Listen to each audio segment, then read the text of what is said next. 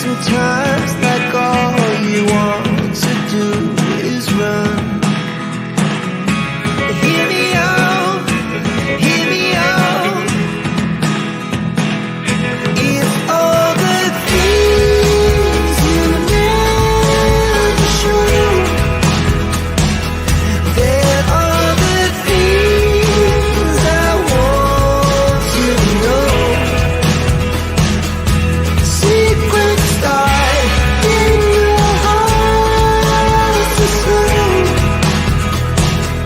but if you don't want to tell me now, I guess I'll never know. Hey guys, welcome to our unexpected live. Obviously there's another mass shooting going on in Lewiston, Maine. And yeah, so Adam was just telling me about it. So I'm just going to hit play on what I'm watching right now. It seems like it's every day, like pretty much, isn't it? It's just crazy at what this guy has, like, what is that, like an AK-47 or something like that. But anyways, I got the scanner going, but you guys can't hear that, but there's not really a lot going on. They're talking about like, they're saying things like about the hospital, stuff like that. I'm not hearing too much on the scanner. I'm hearing a little bit, but not a lot. But anyways, so let's go to what there says live. Whoops, 1 second. That's my alarm going off. 1 second.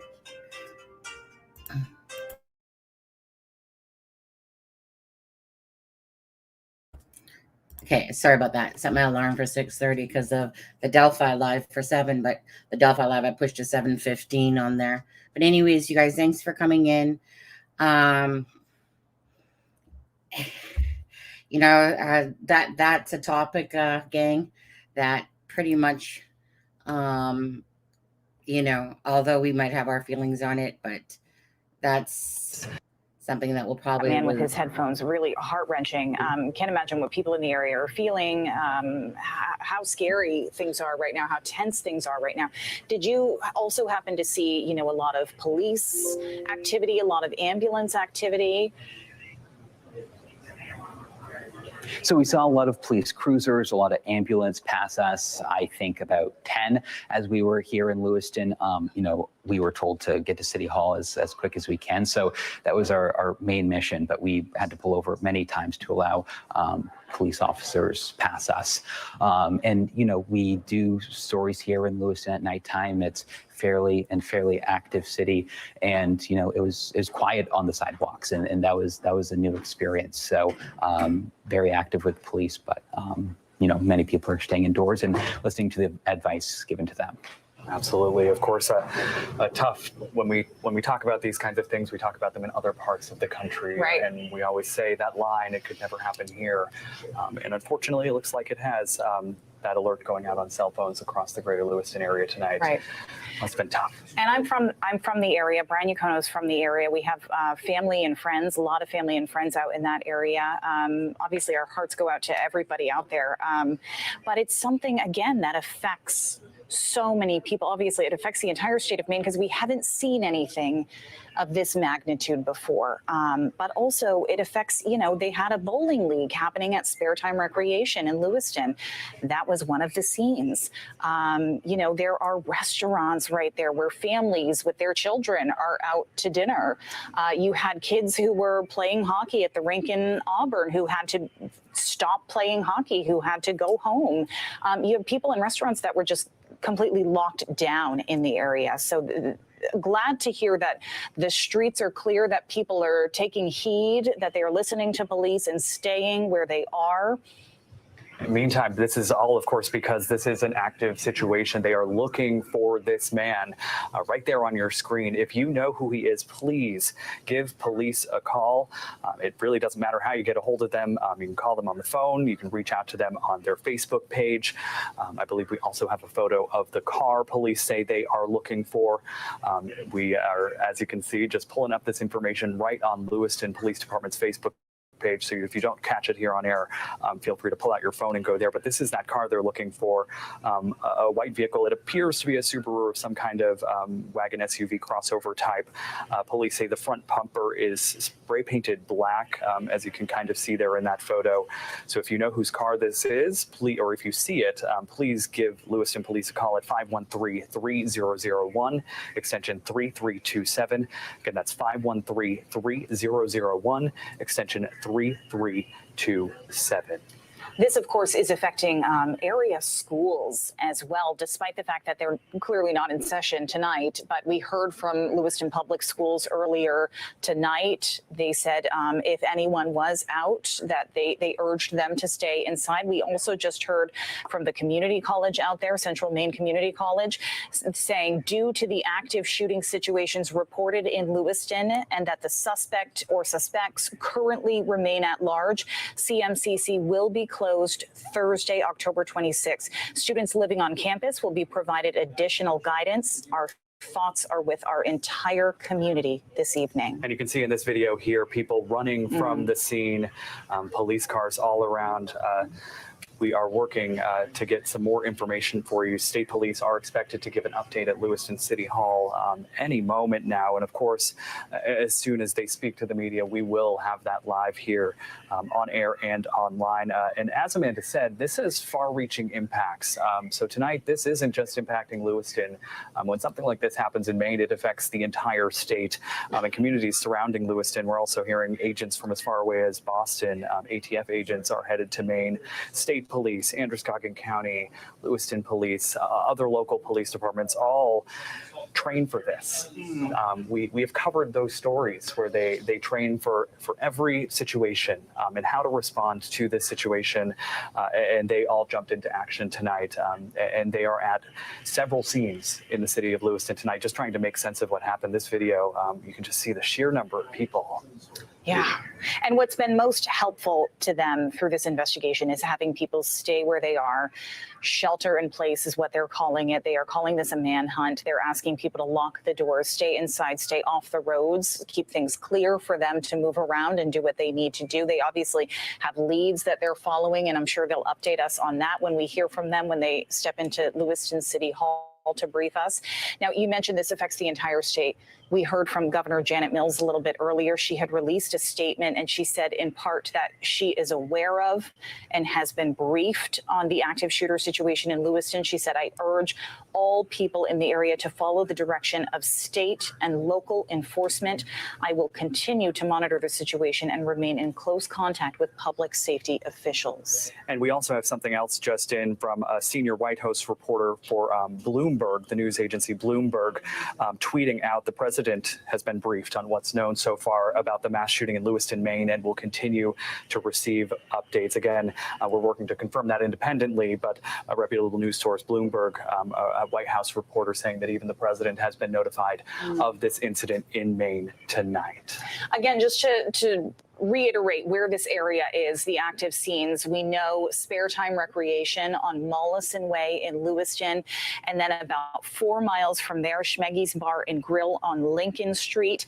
And as our reporter Jack Mulmid told us earlier tonight, they are at Walmart Distribution Center in Lewiston as well, all active scenes.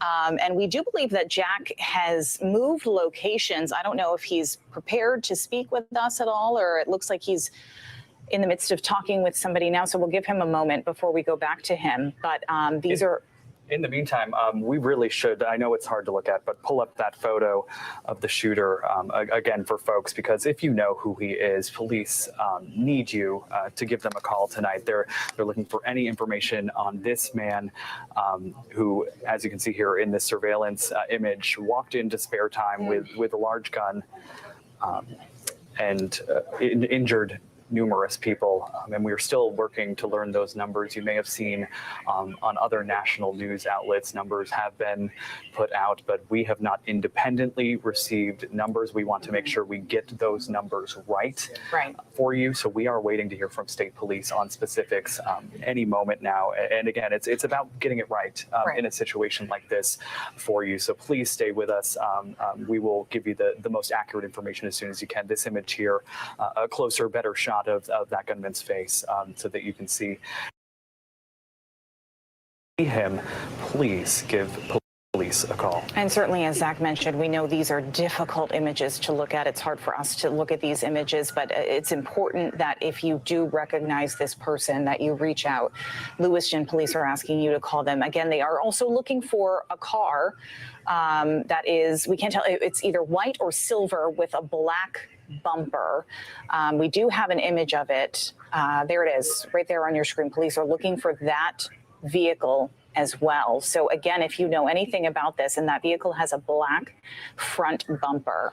Yeah, I believe Jack Molmid moved to a new location. He was outside of spare time earlier, and if he can hear us, he's talking to someone. He's busy right now. Yeah, he's in the midst, but he looks like he's right outside of Central Maine Medical Center.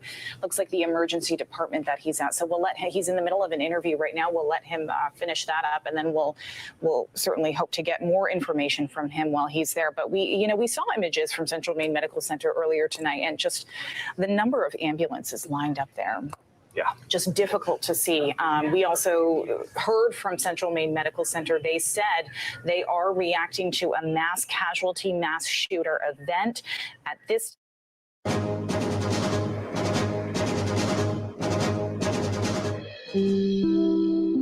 This is an NBC News special report.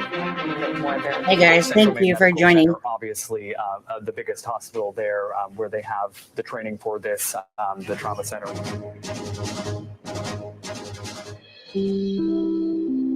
This is an NBC News special report. Here's Lester Holt. Good evening, everyone. We're coming on here with breaking news out of Maine, where at least 15 people were killed and dozens more injured in multiple shootings in the city of Lewiston. Police there saying the shooter is still on the loose after going on a rampage at multiple locations, including a bar and a bowling alley. Police have released photos of a man with a rifle with the caption, "Suspect for identification." A local medical center said it was responding to a mass casualty event. A shelter-in-place order is now in effect, with police asking people there to stay inside and off the roads while they search in what they're calling a manhunt for the shooter.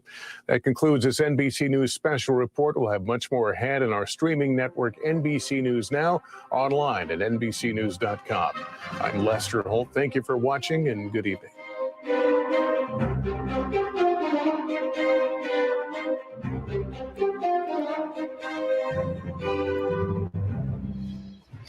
Just to recap where we are at this hour, it is 9:40 in Maine and 6:40 here in California. And at this hour, we have news of a mass casualty event. At least 15 people dead in the area around Lewiston, Maine. That's about halfway between Portland and the state capital, and a terrible scene. We do not yet have news of the capture of a shooter or whether it is even one shooter or multiple shooters. And so things are still very vague and very scary at this hour. One colleague of ours at NBC in Maine says that this is almost an entire year's worth of homicides for the entire state of Maine in a single night. There were 18 murders in 2021, 10 of which were domestic per state statistics. So the idea that this could have been as awful as the early reports suggest makes it especially awful and traumatizing in the context of Maine. This is also, we would point out, we have had more than 500 mass shootings in the United States at this point in the year, and the idea that we are coming up on yet another one is just absolutely heartbreaking. I believe we have Liz Kreutz with us here to join us. I apologize. Liz is not with us quite yet, but we do have Carmen Best. She is the retired chief of police for Seattle and an NBC News law enforcement analyst. Carmen, obviously things are moving very quickly here, and the details are still sketchy, but Lewiston, Maine Police Department said, quote, "We are currently dealing with an active shooter incident. We believe that there are at least 2 locations involved. By my read of the map, they're about 10 minutes apart. Police are also saying, please stay off the roads to allow emergency responders access to hospitals." Schmengi seems to be a restaurant, and I wonder, knowing that there may have been many people there, how serious is this situation in your estimation? This is Carmen Best from the former Seattle Police Chief, and just weighing in on what is an ongoing and evolving situation there in Maine. As you can imagine, multiple resources are responding from all over Maine and elsewhere, including federal agencies, for this shooting. The information, as with all of these cases, is when it's preliminary and ongoing, can be, somewhat changing as the situation evolves, but we are hearing multiple locations, multiple casualties, most likely due to the picture that I'm seeing with the weaponry that suspect has. Some fatalities, obviously I don't know that, but I would surmise that is most likely, and that the medical personnel and law enforcement personnel is on all hands on deck at this point, trying to, 1, save the victims, and 2, locate this at least one person we know of at large, and potentially more. And Carmen, I have to assume that police would, of course, be telling people to stay inside and clear the area as much as possible, no matter what firearm a suspect was armed with. But we're seeing photos, of course, we now have it from 3 different angles, that this is a man carrying a long rifle, one that seems to be equipped with a scope, possibly with a military-style underbarrel attachment, a flashlight of some sort attached there. Considering what he seems to be carrying, how much does that raise the stakes, and how important is it that everybody stay inside at this hour? It's critically important, and it raises the stakes very, very high, even for the responding personnel, because they're going to have to make sure that they have the type of weaponry that is to match what they're up against in the situation. Clearly, it's very dangerous. With the scope and other things that we're seeing, people should, not only lock down indoors, but, stay away from windows and any place where they can be seen from a distance for their own protection and safety. And for the first responding or the responding officers, it's incredibly dangerous. There'll be heightened, adrenaline as you're trying to locate this person with that level of firepower. Former Seattle Chief Carmen Best, thank you so much for being with us. Just to reiterate, at this hour, at least 15 people are dead, and as many as 50 to possibly 60 are injured after a man fired in several locations, including at a bowling alley in Lewiston, Maine, according to 4 law enforcement officials who were briefed on the matter so far. And it is very early in the investigation here, and so, of course, we have to be careful with this, but there are no initial signs of terrorism. There is no signs that this was targeted against any particular population. We think that this may have simply been, and it is a terrible phrase to say, but a random act of violence, as far as we can tell right now. Joining us now is Frank Fidluzzi. He's NBC's national security analyst. Frank, given what you are seeing here as the numbers of dead come out, and it's clear that at least 15 were killed, as many as 50 or 60 may have been injured, what is your assessment of this situation at this hour? Yeah, the numbers are approaching, unfortunately, record numbers. I mean, there are some NBC News reports that we're at least 22 dead now, 50 to 60 injured. This speaks to the ability of long guns, extended magazines, high-powered weaponry, the possibility that he has multiple weapons, and certainly the possibility that he changed magazines in the middle of this, because when you're talking about 50 to 60 people injured, you're likely expending the capacity of a magazine, even an extended magazine, and you're changing. And so we're at the 2-hour mark, if I have my facts correct, from initial police calls, that's a lot of time to do a lot of damage. And apparently that's what's happened. I also note that President Biden has been briefed.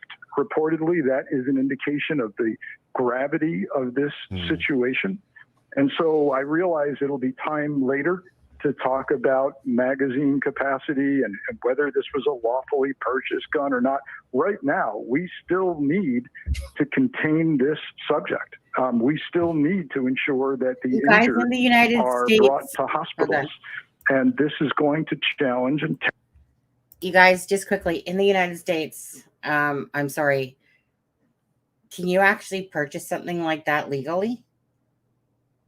Hi, Danny. But because I'm in Canada, you could never do something like this or purchase something like this. Is this something, a gun you can purchase legally? I would know. I would think not. Can you ask Adam? Thank you. Hey, Adam's with us.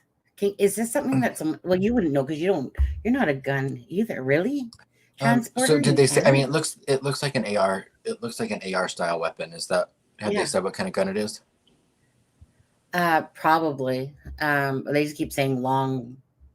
A long rifle. Long gun. Yeah, it looks like an automatic long rifle, which would be like an AR, like an AR-15 type style weapon. And yeah, you can purchase them legally in the United States. Really? Yeah. Really? Yeah. And if the name of the guy that's going around online is correct, he's an active Army person, so he would also have training in it. Please don't tell me it's another Army person. God, the freaking flight pilot, the freaking guy that took out his wife, all in the Air Force. Is there something going on? Something in the water or something lately? Yeah, like I said, I know there's a name going around. The police put out a bolo, I guess, for a vehicle, and the guy's name he was attached to looks like the guy in the picture, but I don't know if that's been confirmed. So, but apparently the car they're looking for is a 2013 white Subaru Outback. Yeah, they've showed that. I'm sorry, like I said, being from Canada, like I said, and gun laws are so strict, and in order to even have one, you could never own something like this unless you were like in the military. So I'm actually these shocked. are pretty common here. Yeah, but so let me ask you, okay? Is that, I mean, this thing can do mass damage. Oh yeah, I'm not a gun person, but I mean, it can shoot. I mean, someone that knows guns better would be able to say, but I mean, it can shoot. I mean, 50 to 60 bullets, in a minute. Well, this is what I don't understand. What person needs that type of to have that type of gun in their possession? Like, do you know what I mean? I can understand that, you have your gun that you guys, like whatever you guys call it, the First Amendment over there. And is it the First Amendment? What amendment is it? The which one? Second Amendment. Sorry, guys. Like I said, Canada's here. Forgive me for my ignorance. But I can understand, like I said, you have a gun, you want to protect yourself. Yeah. But that. That's the basis of, kind of the gun debate in the United States, which, I don't like to get political, but because I support people if people want to own firearms, I think they should absolutely be allowed. But does someone need an AR-15? I don't know. That's what I'm talking about. Like, because most of you guys are in the United States. Like, what would anyone need that type of gun for? Like, to legally own what? And I think, there can be an argument for if you want to have a gun. I mean, I don't want to go into the whole gun debate, but I know if I want to drive a race car, I have to go to a racetrack to drive a race car. So if I want to shoot a gun like this, why not go to a gun range? I'm like, I don't know.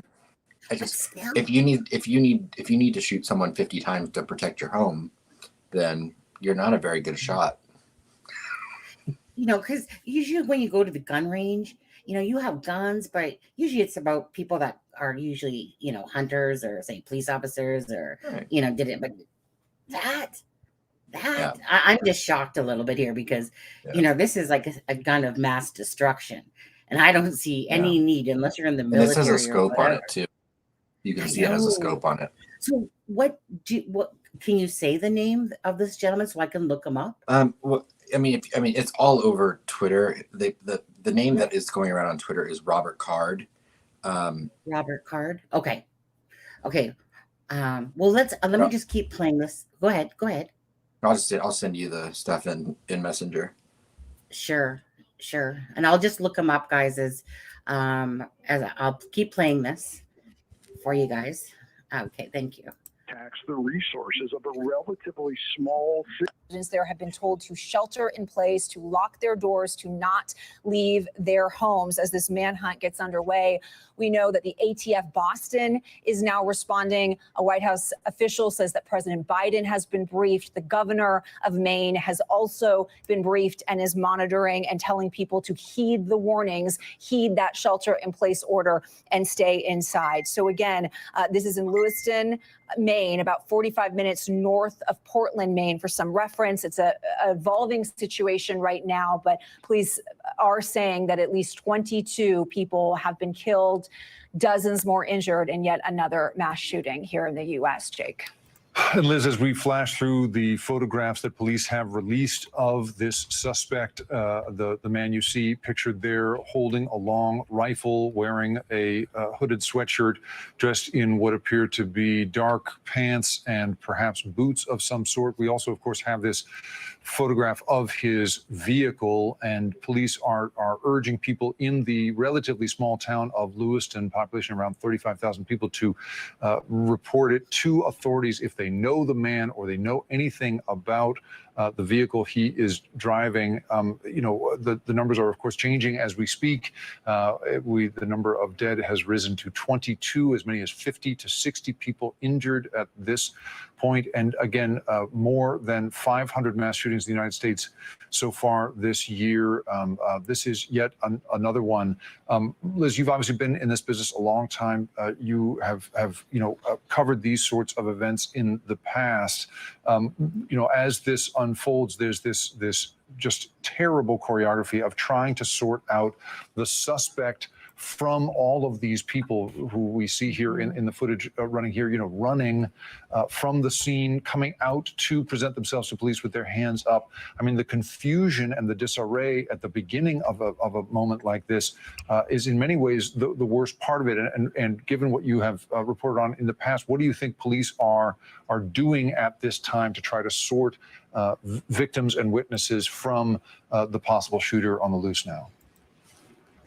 I mean, yeah, that's one of the hardest things right now. It's dark there, as you can see. It's late at night right now. And so that is going to be a very challenging part of this, which, of course, is why law enforcement is telling people to stay inside, to heed those warnings. And I think that this is just one of these nightmares that people continue to think won't happen to them. And far too often it is. It's happening, yet again, here we are, you and I, Jake, in this situation, reporting on another mass shooting. And there is a lot of sort of unknowns as these things begin to unfold, but it's only been a few hours since these first initial reports came in, and already law enforcement has been able to give that report that at least 22 dead, 50 to 60 injured. I mean, this is really, truly devastating, Jake.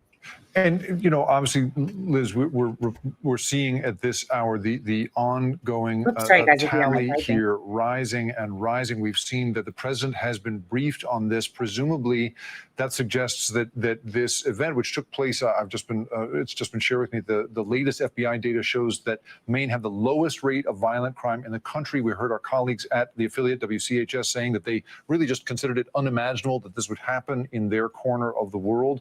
And now suddenly you have the president being briefed on this situation. What does that suggest to you about how big an event this is, how notable it is nationally, such that the president, it's been brought to his desk? Yeah, I think it clearly, I mean, obviously in situations like this, we often hear that the president's been briefed, but I think just the fact these sheer numbers, at least 22 dead and 50 to 60 injured, it's very clear that President Biden is going to be briefed. And I think, again, you talk about states with low gun violence and states with high gun violence. Nobody is immune from this kind of violence right now, big towns, small towns, and we're seeing that unfold tonight. Okay, just quickly, you guys, I'm just going to pause it because it is live. So there's two of the same name going around, but the first person I was shown has a more Asian look, and the second guy looks more like it. So there's like two. What's his name again? Andrew, was it Andrew Card? Robert Card. Robert Card. So I don't want to show the picture until I know which person it is. I don't want to put, because the first guy that I was showing doesn't look like him. Well, you know what I mean? And that's the one that's all over Twitter. But then I'm seeing the second one now on Twitter too. So yeah, I think there's a lot of confusion. I just don't want to put the wrong person out there. Yeah. So, so until we figure out exactly which person it is, because I don't want to show somebody's face if it's not the shooter. Right. But the first guy doesn't look like it. The second guy does look like it. So I'm just going to have to kind of compare faces and take a better look. But I truly believe it's the second one that Adam is showing me. But I'm not going to show it. 20, yes, and I guess now they're saying 22 dead. Yeah. The latest thing I saw said there were 3 scenes. There was a restaurant and a bowling alley. I heard about a Walmart, but I have not heard any confirmation about that Walmart. I thought the Walmart was where they were kind of gathering, I thought. Maybe. Because, I mean, clearly the picture we have of him is in the bowling alley. Clearly. Yeah. And which is spare time bowling alley. Yeah. They not too long ago, Adam said 2 different places. So possible. I mean, that's what they said. But I thought that the Walmart was that they were saying like on the scanner, like almost like that was their kind of like you know, what do you want to call it? Where they set up their command center staging type of area. Yeah, thank you, staging area. That's kind of what I had heard. But anyways, let's just sorry guys if I sound I have a cold, so if I sound like I'm nasally, that's why. I can't really tell, actually, Adam, to be honest. Oh, good. You're not really sounding like really stuffy or anything like that. Your voice actually sounds fine, even if I know that you're not feeling well, you're not coming across. Yeah, it's just a cold. I'm like, that's why my camera's not on. My eyes are like they're all runny. I get it, watery, runny. Yeah. Yeah. Okay, so there's supposed to be like some sort of conference soon, I believe. Yeah, I think this. So. Yeah. I'm gonna. We might have to push back the Delphi, Sonny. Well, I have the Delphi for 7:15, but I'm gonna go push it back again. Sorry, guys, but I am. Let me just go quickly to do that. I'm gonna put it to 7:30, and if I have to push it, keep pushing it, I will. Wait. Oh, yeah, 7:15. So I'm gonna edit it, and I'm gonna put it to 7. You might even want to do it 7:45 just because. I was going to say, Adam, get out of my brain, you cancer. I was just going, you know what? I'm going to put it to 7:45. I know that's late for some people. But anyways, Lisa says, I hope you feel better. Thank you. Yeah. I feel fine. It's like I said, it's just that annoying. It's just a cold, so it's annoying. I think my ears are popping and my eyes watering. You know, I just got over a nasty flu, and I think a lot of people have been having, you know, a nasty cold, and mine sucked. Mine just dragged out. Like normally it doesn't, even my freaking whatever. But you guys, let me just keep playing this and listen to this live coverage. And I'm going to go check out. 22 people were killed, 50 to 60 more injured in multiple shootings in the city of Lewiston, which is north of Portland. Police there releasing this photo of the suspect holding a rifle, saying the shooter is still on the loose after going on a rampage at multiple locations, including a bar and a bowling alley. Again, the suspect is not in custody, and police told people in the area to stay inside and off the roads. Let's go straight to NBC News correspondent Liz Kreutz now with more. Liz, what else do we know? Lester, yeah, this is an actively evolving situation right now. And as you mentioned, we have learned that at least 22 people have been killed, dozens of people injured in this shooting, and law enforcement saying that the shooter went to 3 different locations. One of them, like you mentioned, a bowling alley. And we were looking at pictures of this bowling alley online. It looks like a place that families, children could be gathering at. We know that the ATF in Boston is now responding, and law enforcement have released this picture here of a gunman holding that firearm in dark pants, a brown shirt. They are asking people to take a look at this picture to help identify this suspect, because there is a manhunt underway right now. The gunman remains on the loose. The city of Lewiston and the surrounding areas have now issued a shelter-in-place order. They are telling people to stay inside their homes, to lock their doors. The governor of Maine says she is actively monitoring this and is telling people to heed that warning, to stay inside. President Biden, according to a senior White House official, has also now been briefed on this. And so again, residents on lockdown right now from this shooting in Lewiston, about 45 minutes north of Portland. We know also that police have released images of a vehicle that they believe is also connected to this shooting. So a lot unfolding right now as we continue to monitor another shooting here in the U.S. All right, Liz, let me ask you to stand by while I go to the phone and NBC News Chief Justice contributor Jonathan Dienst. Jonathan, anything your sources are telling you about who this person might be or what is motivating them? They believe they have him identified, and they are actively seeking him and the vehicle they believe he is driving. We've been told that it may be a white Subaru, but that they have a pretty good idea who this suspect is. And one source tells us that he may have a past criminal record, but as per motive, there is no indication as to why this shooting has taken place.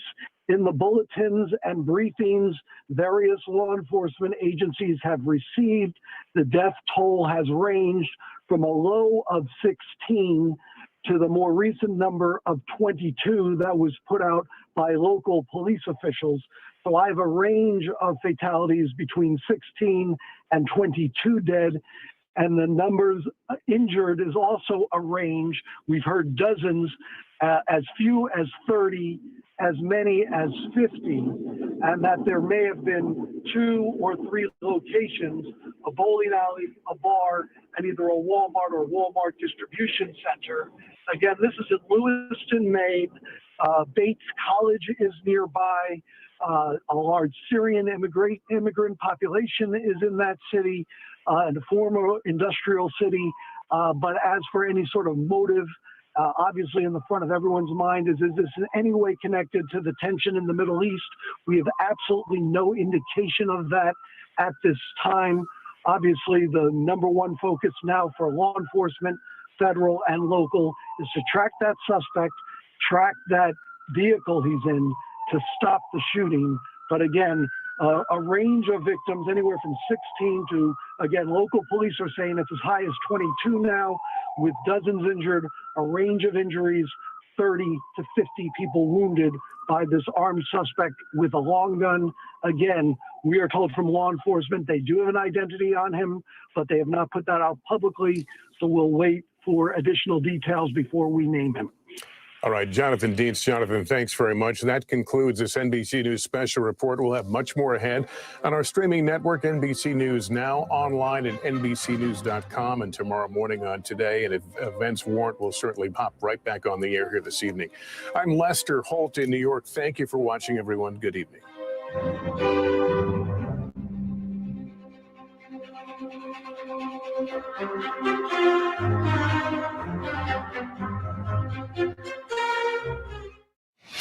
Just to recap, breaking news out of Maine, where 22 people have been killed and dozens injured in multiple shootings in the city of Lewiston, north of Portland, Maine. It took place at a bar, restaurant, and a bowling alley. Police have released this photo, one of several, of a man with something that looks like a long rifle. A local medical center said it was responding to a mass casualty event. Lewiston and Auburn, Maine, have a shelter-in-place order in effect. They are asking people to stay inside and lock the doors as the manhunt continues. We're joined now over the phone by live here with Jim Kavanaugh, who has been our expert voice on the police response here. Jim, if we have you, I'd like to ask you a little bit about what you think the response is like at this point. Have the details sharpened for you at all? And do you think the police response will shift at all now that we know that 22 people are dead, as many as 50 to 60 injured? What does that suggest to you about the danger posed by this one individual? I think the danger, Jake, has gone on a larger radius, with this killer, this active killer, spree killer. They say he's in a vehicle. Maybe they're giving a vehicle description out. Look, we just got to look at his past behavior. Look, he's gone to multiple scenes, it looks like. They're not reporting multiple shooters. They're only reporting this one guy, and he's in a vehicle. Well, look, we all know the territory in New England. Those states are very close. We're 2 hours, an hour and a half, 2 hours into this thing. I mean, he could be in another state. He could be driving in Massachusetts. He could still be in the local area too, but don't rule out that he's not mobile going somewhere else. From the pictures we looked at and Jake and talked about earlier, his BDUs look like, to me, they're chock full of stuff. He might have multiple magazines. Clearly, by the number of victims, 60 wounded, maybe 22 dead. He's fired a lot of rounds, but that's not hard to do with that rifle. He could fire a 30-round magazine and as fast as you can pull the trigger, 25 seconds or less, he can empty that magazine. And then if he had multiple 30-round magazines, if nobody's opposing him, he just keeps loading new magazines in and keeps killing and killing. And he may be hunting for a new location, another location of whoever his target is, whether it's just people, just human beings, or... Just quickly, I wanted to say that in the news, when I was just looking at the update there, it's saying Robert Card, and they're saying that he's 41 years old. So they're saying police are searching for Robert Card, 41, of Lewiston, in connection with the shooting that occurred at approximately 6:30 p.m. So I'm not sure. Is that Eastern Standard Time, you guys? Maine? Is Maine Eastern? I'm not sure. Yes. Where on the map? Yeah, because it's all the way over by oh my gosh. Like I see it on the map, but I only you know vaguely what I mean. seen where it said Maine, but wasn't sure exactly where it was. So they're saying that the shooting at that time, so it said this evening at Lewiston Walmart and a nearby bar. So Adam, you were correct on the Walmart then, and a nearby bar, and of course we've seen the bowling alley. Well, I think it's a distribution center, which I believe. So a distribution center would be like the warehouse factory that things come from. Yeah. Not the actual store. Not the actual store, but a distribution center, exactly. Now I didn't say that here, and it just said we're transported to Maine Medical Center in Lewiston. And Lewiston's not a big town. It's 36,000 people, is my understanding. And there is quite a large immigrant. I think 6,000 immigrants when I looked it up. Okay, I'm going to show you. Oh, go ahead, Adam. But I, and I think a lot of them are from like Somalia, different places in the Middle East. But I don't know. I mean, the picture. This guy looks like he could be Middle Eastern. He looks like he could be white to me. No, I'll show you because they do have a picture out of him, and it's the guy with the fish, like I said. So I'm going to show you. Quickly present. So this one that you were showing me, Adam, the one I was comparing it to, because we didn't want to put out the wrong person. So this is the picture that's online that they're showing for Robert Card, not the other person, because the other guy was totally Asian. This guy's not Asian. So this guy to me I sent that to you actually. And then all of a sudden as I'm on the site, it's showing this guy. So yeah, and I sent you the link to his Facebook. Did you send me the link to his Facebook? Yeah. And the thing is I pulled up on Intellius, but I only came across a 65-year-old guy named Robert Card and a 50-year-old guy. So right. I do believe there are reports on Twitter that there's someone in custody. I think that's false. Like there's a video with it, and I think that's from an unrelated thing. People like to piggyback onto some of these stories, and then people they carry it and they think it's true. Because the guy that there's in the video that they're showing as in custody is not wearing the same clothes this guy is and doesn't look like him. So I think it's just someone put a different video to it. Oh, okay. Yeah. €5. I found the S offender That's the one that has kind of an Asian look to him. And and it's because they have the same name. Let me just, so that's the one like they said that they're showing right here. Yeah. This guy here. Now, hold on. I wanted to go back to the, this one, I think it is. Okay. Or has it been taken down now? Which? It's Facebook. Yeah. That would be pretty fast. No, I think someone said it was taken down. Okay, let me see what they're saying here again. Certain kind of people. Or, let me send you this. Make sure I can get the word out to everybody in Auburn, Lewiston, and the surrounding area to shelter in place. Be very observant and be very cautious until we get the situation settled. And have faith that we will get this situation settled. We have everybody on board right now, from state, local, and federal officials working on this. This is something that's completely unusual. This is not to be expected in Maine. Maine is an extremely safe state. Auburn, Lewiston, Androscoggin County absolutely sets a standard in safety. This is an absolutely disturbed individual, and I hope it's just one. And we're going to find that out as the investigation moves forward. Mayor Levesque, for those of us, I'm speaking to you from California. That's where I'm sitting. People are watching this all over the country and all over the world. They may not know your city at all. Give us some sense of Auburn and Lewiston. What is that community like? What is it like to be on the ground there? Just so we have some sense of just how unusual, as you say, this is in where you are mayor. The city of Auburn and Lewiston are two separate cities, but they're connected by a river. Auburn has 26,000 people. Lewiston has 35,000 people. I can't go to the grocery store without running into someone who's complaining about a pothole. It may seem insignificant, at this point in time when we're talking about this situation, but that's how close this community is. This is a very tight community. We know people, and for this to happen here, and unfortunately, everybody in both of our cities are going to be touched. And we're going to know people who have, been hurt by this instance. And this is not, I don't want to say devastating. This is definitely going to be an event that will never be forgotten within this area. And we will come together, though, and we will persevere through this. The footage we have been showing and watching over and over of people emerging from a building there appears to be the Spare Time bowling alley. I wonder if you are familiar with that place and can give us some sense of what might have been going on there on a Wednesday night, if indeed the shooting took place there, as we are beginning to believe it did. Not to sound contrite, but bowling was going on. I go there often. My kids go there.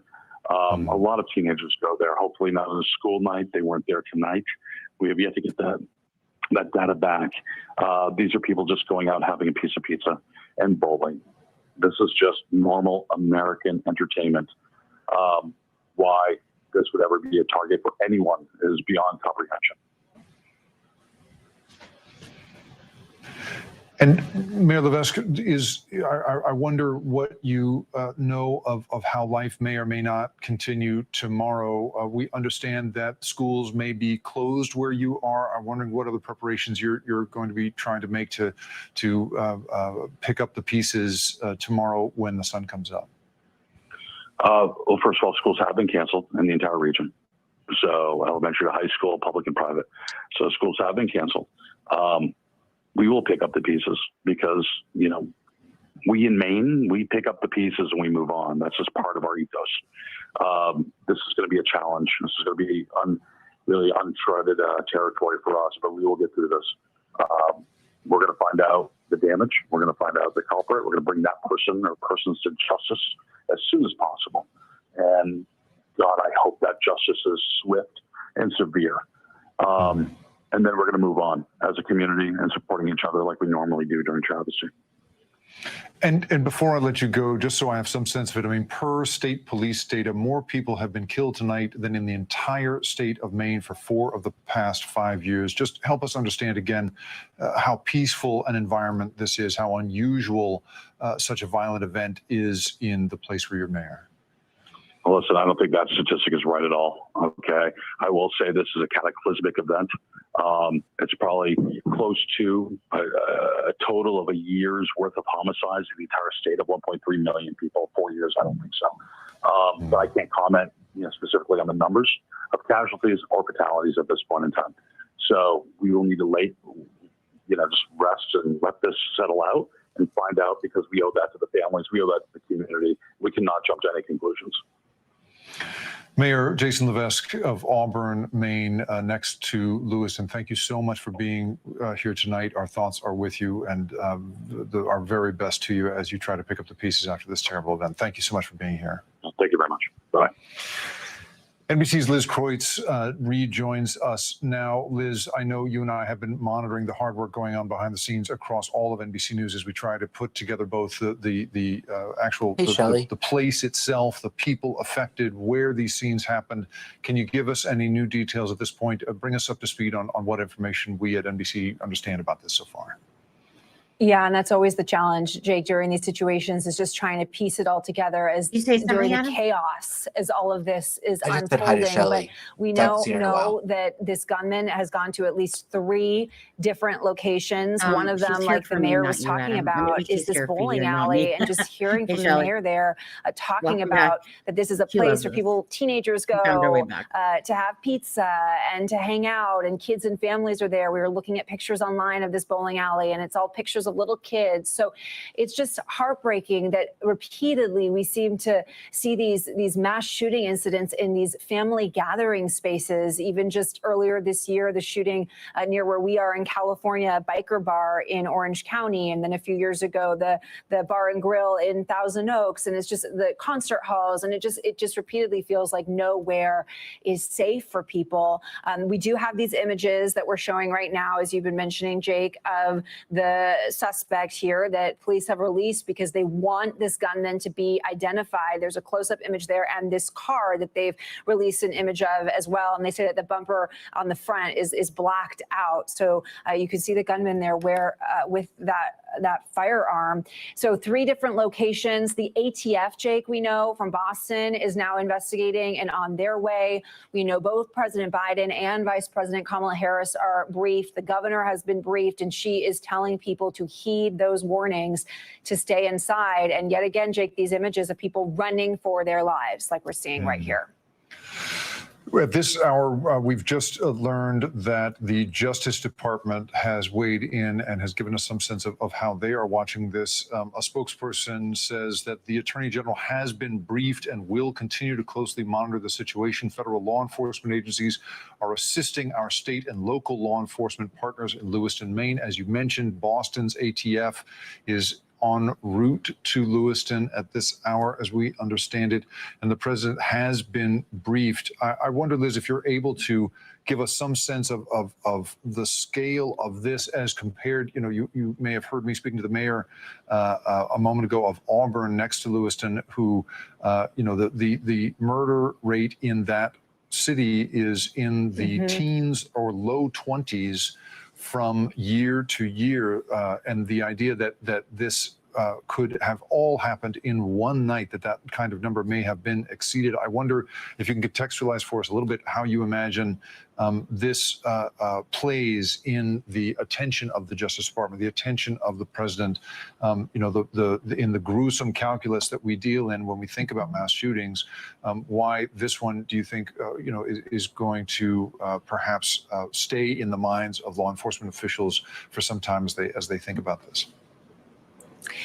Yeah, as you're saying that, it's reminding me of a San Francisco mass shooting that happened in the early 90s. I don't remember the exact number of casualties, but I believe it was less than 10, that prompted then Senator Dianne Feinstein to put forward a bill that led to the only ban on semi-automatic assault weapons in this country's history. And that was from a mass shooting on California Street in San Francisco, where you are, Jake, that had less than 10 casualties. casualties. And here we are now at a place with 22 casualties. And we, as a country, repeatedly see this. And I think as we look at the mass shootings over the past several years, this is going to be clearly one of those that has some of the highest casualties and injuries. I mean, hearing that potentially 50 people are injured, I mean, it's truly truly shocking to hear. And we do know that the president has been briefed and the vice president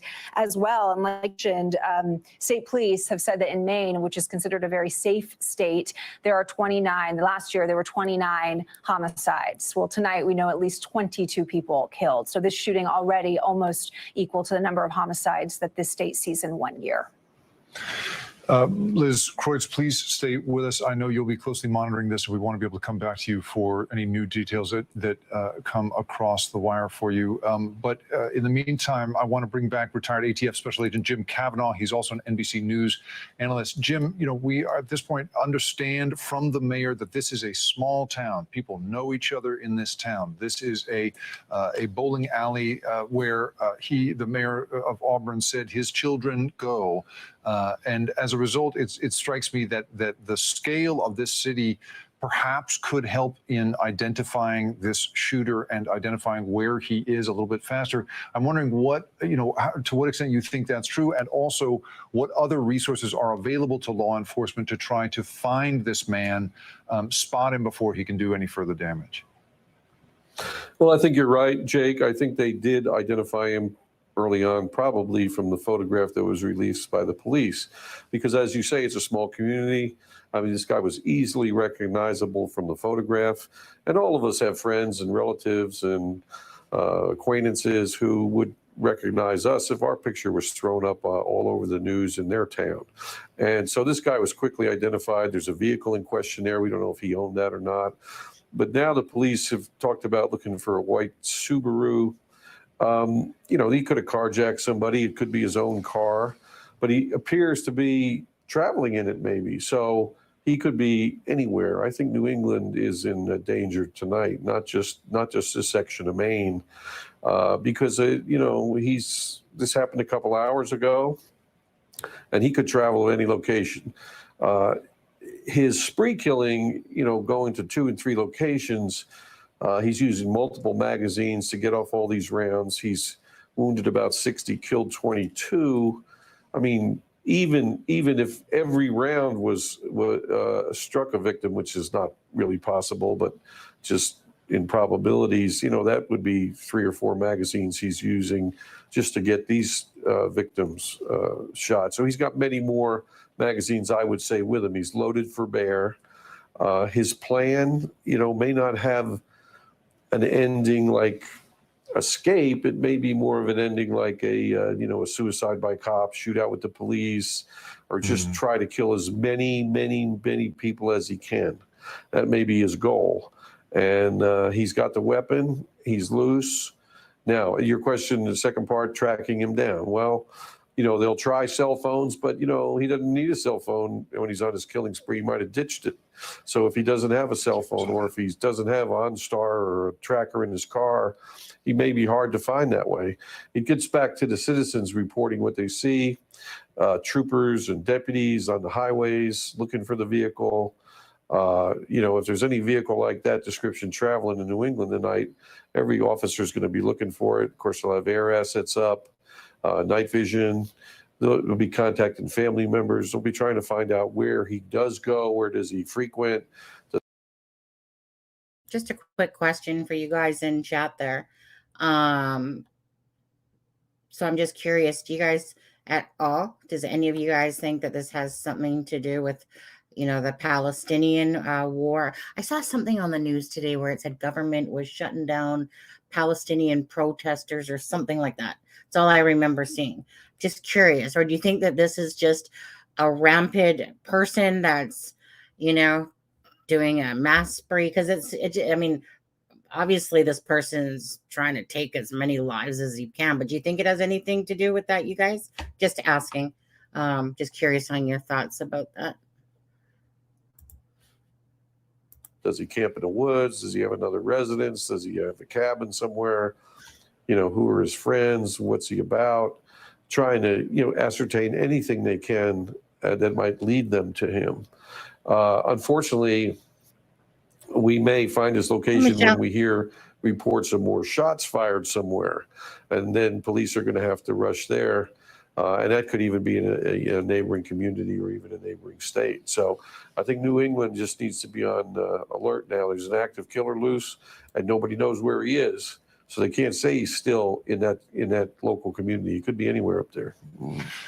Fortunately, at this hour, Jim, Bates College, which is less than 3 miles away from Schmenges, one of the two locations that we know about so far, says that no shots have been reported or heard on campus. Campus is on lockdown. They have no other info at this time, but at the very least, we are not receiving reports of additional shooting. I kind of feel like it's just at least another in that sort of person that early lost their radius kid around this, and which is something to be thankful felt for. the Jim need to Cavanaugh, take thank you so it much out for on being people. with us tonight. I hope you'll stick with us. Joining us now is NBC News contributor Cedric Alexander. He's the former DeKalb We'll see, I guess. police chief. And Chief Alexander, there is obviously, the details here are sketchy tonight, but I wonder if you could give me some sense in your long experience with a crime in this country. Where does this where does this fit in terms of violence and the difficulty for law enforcement officers in trying to find somebody?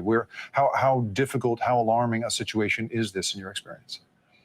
Well, it's very alarming. It's very alarming to that community. It's very alarming to this country.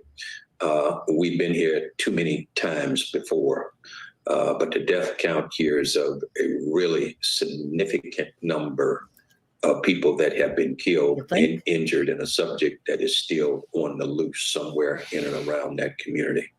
So that's the this terrifying is part. a major alarm.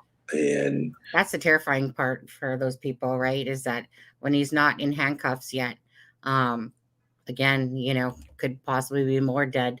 Depends how much ammo this guy has. Well, and one good thing is that, this is a smaller town. I mean, I think I saw 36,000 people is the population. So chances are anywhere that was still open, has been locked down now. So hopefully he's limited as far as what kind of place he could even get into. Right. Hopefully. But I was going to say to a point, but I mean, I guess like I said, I don't know, when somebody goes crazy, they're crazy. Yeah. But it's really much about how much ammo he has, really. Right. And I mean, it makes sense as far as the locations he targeted, because, in a town that size, a bowling alley and a bar restaurant are going to be the kind of places that were open in, 8:30, 9 o'clock at night when I believe this all started. Yeah. Ivy, I heard there were reports that a Walmart distribution center was the target, but I've also heard reports come from the Walmart distribution center saying that no shots were fired there and that they were using that area as a staging area. So that's unclear. Just that happens with cases like these when it first happens. Because when I first heard about this, not long after it happened, and I sent Sonny the information, they were saying there were 2 shooters, which, I have not heard anything about that officially. So, but again, that's a common, I think that's a common thing that gets confused by, people when they're reporting this news. Mom, my more important question at this moment is this: Do we do Delphi in 15 minutes? I'm going to ask the chat this, because most of the people that are watching right now usually are Delphi followers as well. Do we go with the Delphi, or do you guys want to continue seeing what's going on transpires with this? Or do we go ahead with Delphi in 15 minutes? Do you want my opinion? Yeah, of course. I don't know if I have the brain power to switch. Yeah. Like, I'm focused on this right now. I know. It's like I can do Delphi tomorrow and reschedule it, and just do it tomorrow. Peace Train, of course, says Delphi. Let's see here. Well, I'll see what people say. So Delphi or keep eyes on this. I'm kind of voting for. I think I have Delphi fatigue. I think I feel like I want to stay on this and just put Delphi till tomorrow. That's what that's my vote, but that's because like I mean Delphi's not going anywhere. Right. Nothing we were going to talk about is new as of today. So yeah.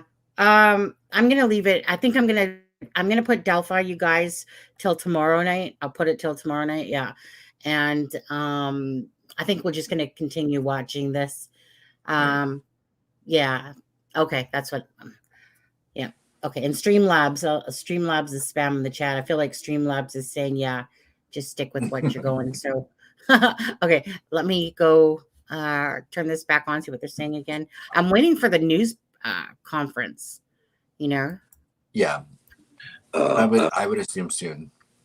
Yeah. I'm quite sure every available resource, law enforcement personnel and civilian personnel that are there on the ground tonight, they're human beings. They have family, they have friends. They may have family or friends who could be affected by this tragedy. We don't know.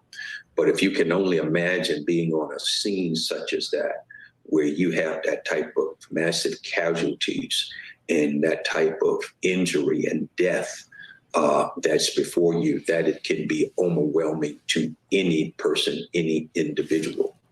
But law enforcement, I switched it. And I'm quite sure no community you can compare, you can prepare only up to a certain point.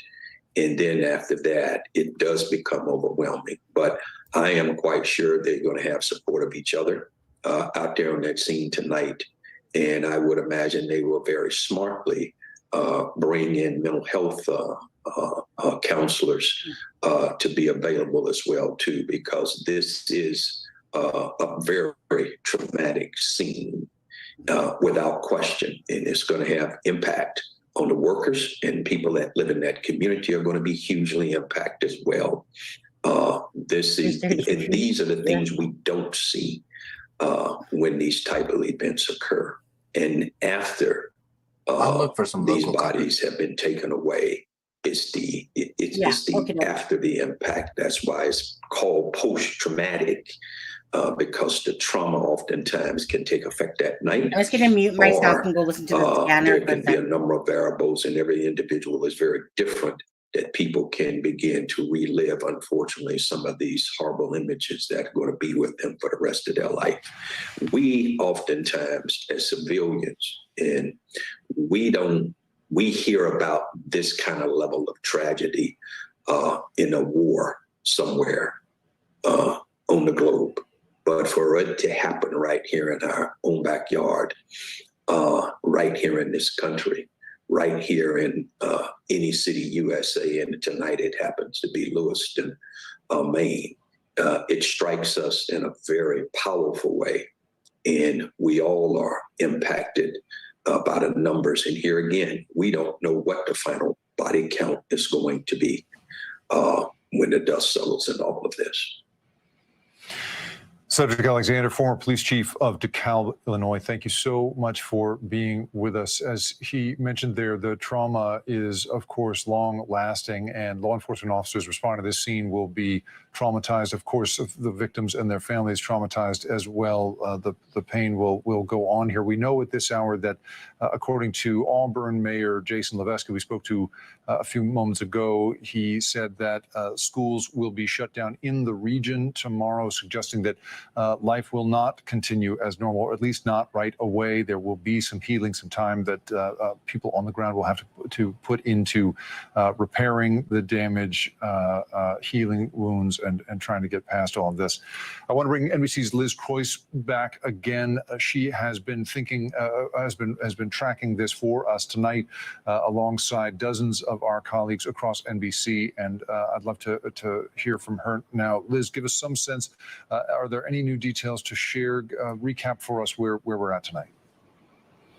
Yeah, Jake, you mentioned that the Lewiston public schools are going to be closed tomorrow. We also have learned that Bates College nearby is on lockdown right now as well. And that shelter-in-place order has been extended now to the entire county. So a much wider area of people now have been told to stay inside. Law enforcement says make sure your homes and your vehicles are secured as this manhunt unfolds and continues. You have to imagine it is a terrifying night for so many people sheltering in their homes right now. In fact, I saw on Twitter a journalist on the ground there saying that they were at the Maine hospital there that's responding to this mass casualty.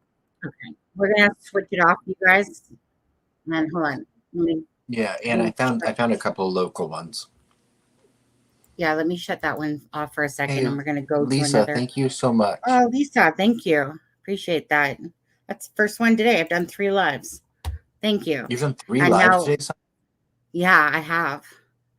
So Delphi would have been 4. Anyways, let's go. We're gonna go to this one here. Yeah, But if we'll anyone driving a dairy truck in the area, or van in the area, don't leave your keys in the vehicle. Sorry, that was a Calvacante joke. All right. I knew it was as soon as you said dairy. I just wanted to see if that thing's going to go off because Rick Astley's in the house too, right? So we need that super sticker to go off that Lisa's doing. Hold on, let me hit share. I'll play this in just a second. I want to give the proper rights there too. But I don't know why sometimes the thing takes forever to go off. I want to support Aspen's channel. Do I need to go there and do it or do it here? For Aspen's channel, unless he drops his Venmo, yeah, you'd have to do it through his Venmo, right? Is that what you have? Cash App, Venmo? Or PayPal, whatever. Or PayPal? Yeah, but you'd have to drop your link in the chat. Okay. Because I don't, yeah. Unless he was live or something. But I'll anyways, drop it in the chat I'll drop it in the chat if you'd like. Yeah, just drop it in the chat. But anyways, thanks who just dropped the scanner that she's listening to. That's the one I was gonna originally go to. I'm on the Spotify one, Andrew Scogan. But well, for whatever reason, the music's not going off. So I'm just gonna have to do it myself, I suppose. Oh, I'll test widget. So this is what it would sound like, super chat. Oh, I see. StreamYard wants to be Bodiscus, huh? Okay, let me. I see. StreamYards is acting up. So, 1 second here. Let me just. Well, here I'm gonna play. I'll play what's in front of us right now, and let's see.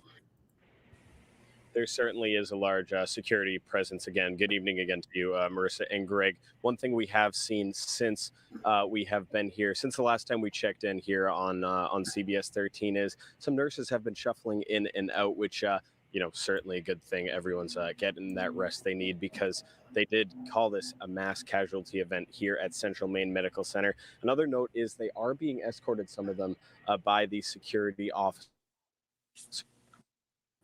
and police officers that we are seeing. Now I'll show you over here. Earlier tonight, if you weren't watching, there were a lot of family members and loved ones and friends concerned over here.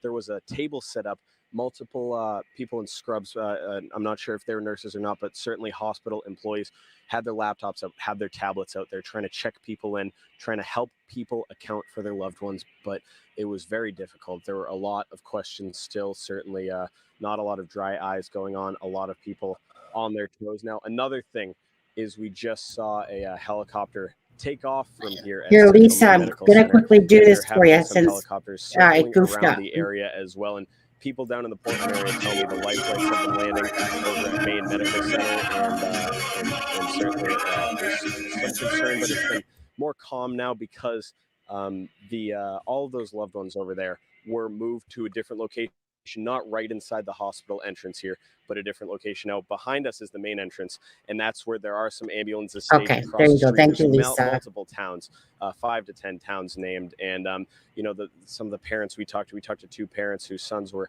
at the bar that Mal Meyer is at right now, and they haven't been able to get in touch with them last time I checked in with them, but we'll certainly be looking out for them tonight, and definitely thoughts and prayers to everyone that's It's Fox involved right now. 59. It's of no Johnny, use to as me. a father of a 23 and a 21-year-old son, I can't imagine what that family's going through right now, hoping and praying that their kids who are adults who are at that bar are okay tonight. Our thoughts are with every one of those families tonight. Johnny, thank you.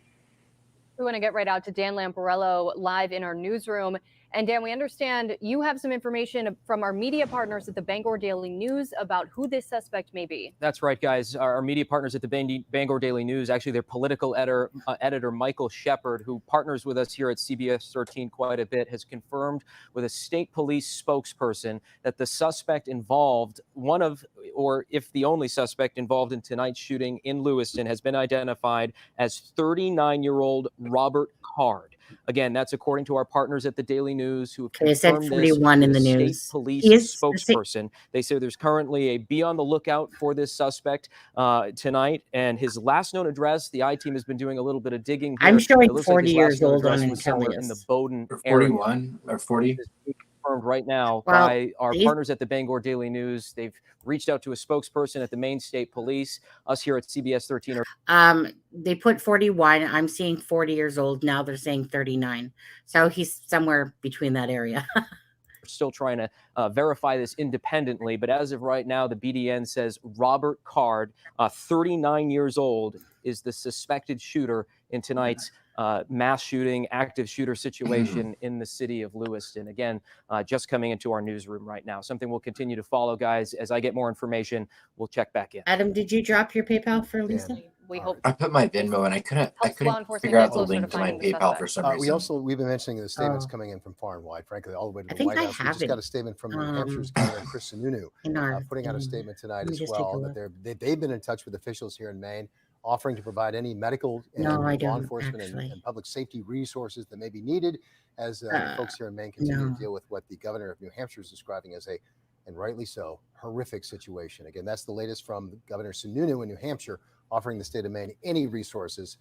And honestly, those resources may be needed in the days ahead just to give some relief to our own law enforcement and medical like community that? staff. Did you like that, know, Rick? Obviously grateful to hear of support coming in from out of state. You can thank it's still Lisa a huge for that. police presence from all of our live crews are saying in Lewiston. Obviously, some of this video from earlier tonight when they were just arriving in Lewiston. This is now a couple hours old, but you can see the blue lights pretty much everywhere.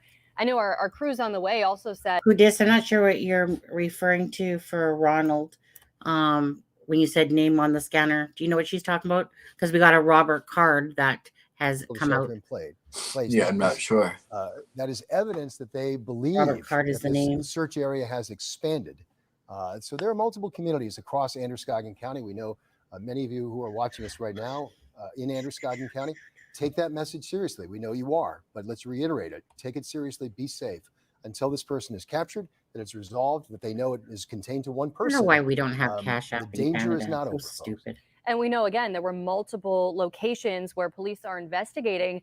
And so we don't know if there was maybe more than one shooter. We don't know if somebody was in a vehicle, probably getting to and from locations. A lot we still don't know at this hour. But again, obviously a large search area, one that's expanded with this manhunt underway. And again, we want to keep showing these photos. These are photos from the Lewiston Police Department. Wow. The best photos we actually have of this suspected shooter here. Hold on a second. If that's the best photos, well then I don't know what this is because hold on, let me just go back to it. And CJK, I believe there are 2 Robert Cards in the area, and I believe the one that was arrested for CP is the wrong one. The other one? Yeah, I think that he's the other one. The other one is Asian. Yeah. I've seen conflicting reports online, which happens, with these cases very often. But I think that the one that was arrested for CP is the other one, not the one we're showing on screen. Yeah, like the other guy looks Asian, like the other one. And he doesn't look like the picture of the guy with the gun. Yeah, this guy They might- looks like this guy. Yeah. Like this guy, and this guy Like he is just the grew right his hair age. out. Yeah. I mean, This because look guy at the was right. nose. Oh, I know. That's what I was going by, actually. The elongated nose kind of going down. Anyway, so that's the perpetrator that they are looking for. So I don't know if they're behind or just not willing to show it yet, even Right. I though don't think they've anyone. I shown don't it. think they can confirm it yet. But I mean, I think it's telling that this guy's Facebook got taken down. Right. Yeah. Huh. Okay, so let's go back to share screen. Back to Ivy, I didn't see his birthday, but I know the one that was a CP, a registered CP offender, has the middle initial W. The one that was put out wrongly. I'll tell you. Right, but they're both named, but they are both named Robert Card. The one that had this Robert Card is Robert R. Card. He's 40 years old. The other one was Robert W. Card. Right. And this Robert Card that I just showed you was born in April, just says April of 1983. So that's why he could be 39 or 40 because, well, no, I mean, it says April of 1983. So chances are he'll come out to be 40 years old. Right. There's a Ryan C. Card, probably his brother. That's a year older than him. But anyways, so let's here, I'll go back to playing this, you guys. I just want the press conference now too. Yeah, I've not seen one scheduled yet. At all levels tonight. Yeah, okay. People should be sheltering in place, staying home, and staying safe. Thank you for the update. We've just been handed an update as well. Apparently, the White House has been in touch directly with Governor Mills. We mentioned earlier the White House put out to us that, in fact, that they were monitoring the situation, that President Biden had been briefed. Here's the statement we received from the White House, saying the president spoke by phone individually to Maine Governor Janet Mills, Senators Angus King and Susan Collins, and to Congressman Jared Golden about the shooting in Lewiston, Maine, and offered full federal support in the wake of this horrific attack. Well, what's he going to do? White House Not press offer office it? tonight. Right. An individual conversation between President Biden, members of the delegation, and Governor Mills, offering full federal support. That would be law enforcement, the ATF, FBI, any resources they may need to deal with this situation. It's on offer from the White House tonight. We did see a tweet by Boston ATF a little while ago that agents were headed up this way from Boston. So yeah, again, lots of federal resources, lots of local and state resources, all working for this manhunt. And we do have a new statement from the office of U.S. Senator Angus King, this updated statement about the shooting. And here it is, yes. This is what they say. Again, President Biden just reaching out to Senator King directly, offering any federal assistance he can provide to help the people of Maine. Senator King will now be headed to Maine on one of the first flights available. He wants to be home to support Lewiston in any way he can. And that's an update from what we heard from the senator's office earlier tonight, that he was planning to stay, he was monitoring the situation and planning to stay in Washington for a vote that was going to continue. Multiple votes on the Senate floor that were planned for tomorrow. He was planning to stay there and vote. But at this point is changing his mind about that and heading home directly as soon as he can. I mean, just speaking to obviously the urgency with this ongoing situation. Can you drop the scanner link again, heartbreaking tragedy for either yours? way And in the Lewiston. to answer, Rick, so far we know we heard for it just a sure short that time ago, there but was a I'll bowling alley that he targeted and shot at called Spare Time, and then also allegedly a restaurant bar. Potentially the victims, we don't know. I heard that the bowling alley was filled with mainly children and their families. So Shelley, I think Shelley, what we said earlier was Adam insisted that you came back for him. I said probably. No. Probably I missed you, Shelley. Anyways, welcome back, Shelley. I said, and that earlier I said she still loves us. Don't you, Shelley? Come on now. She knows it. Anyways, and I don't know. Oh, so I'm assuming that Shelley means 8 o'clock. Anyways, whoever gets a link or whatever, let me know. I mean, they should be showing it. Is this live? Is this one live that you sent me? I think it is. Yeah. Okay. Okay, let me hit play on it still. The suspect identified tonight, who they're still, at last check, still looking for. Crazy. And at the hospitals as well. I know Johnny Matthew was saying earlier, just the huge security presence at the hospital. There were guards, officers standing right outside the doors. And I know they moved family members inside, obviously for privacy, but also safety and I security. think safety was an element of that. Because yes. this shelter-in-place order is still underway. They don't want people out and about. It's not safe at this hour. Again, an armed suspect out there that they are still looking for. And we saw people, Johnny Maffei reported he saw, as nurses were perhaps being relieved of duty and changing shifts, they were literally escorting nurses to their, and medical personnel to their vehicles with security personnel to make sure that they could safely get to their vehicles to go home. Again, it is a ongoing, incredibly serious, incredibly tragic and horrific situation unfolding in our communities tonight, Lewiston, Auburn tonight. Let's go live again to CBS 13 and Fox 23's Johnny Maffei.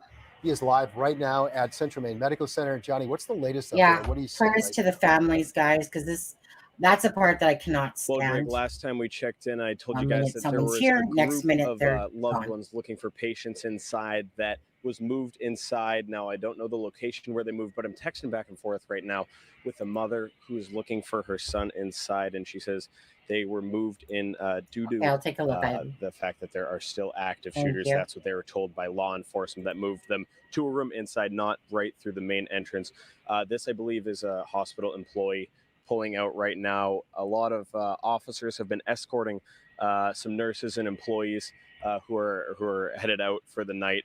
And I'm sure that some people will definitely have to be due back in a little bit later. Now, the person I've been talking to still trying to get in touch, find out more information about her son, and they say that there are still hospital employees. This is from a text from like I mentioned, a patient's mother.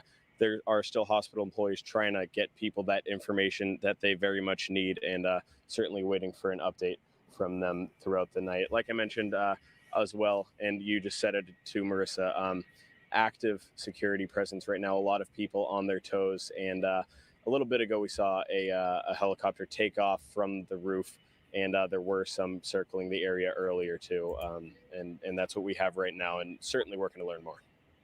Johnny, thank you for the update. Obviously, hard to imagine what any of those families are going through right now. Our thoughts and prayers are with all of them. Right, and we hope they get the information they need. Whether again they've lost a loved one, or their loved one's getting care, or their loved one's been transported from one hospital to another. We know all of those things have happened here tonight in this incident. Some families are getting the devastating news that their loved ones have passed away.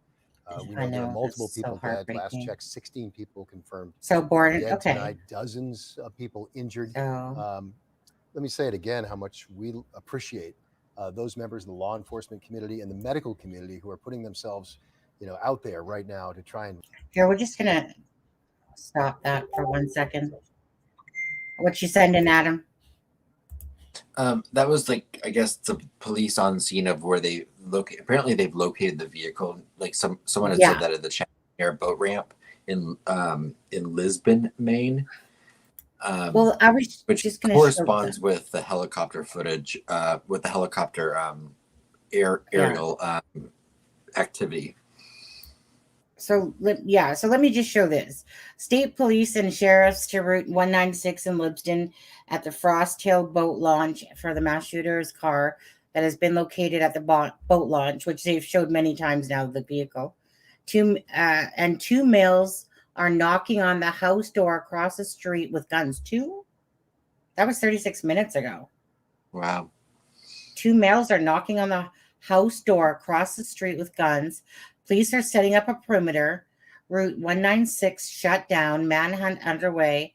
Police units on scene ordered not to approach vehicle. Okay, so then you have the New Hampshire State Police helicopter. And I don't have that up because, this is where OBS is a lot better.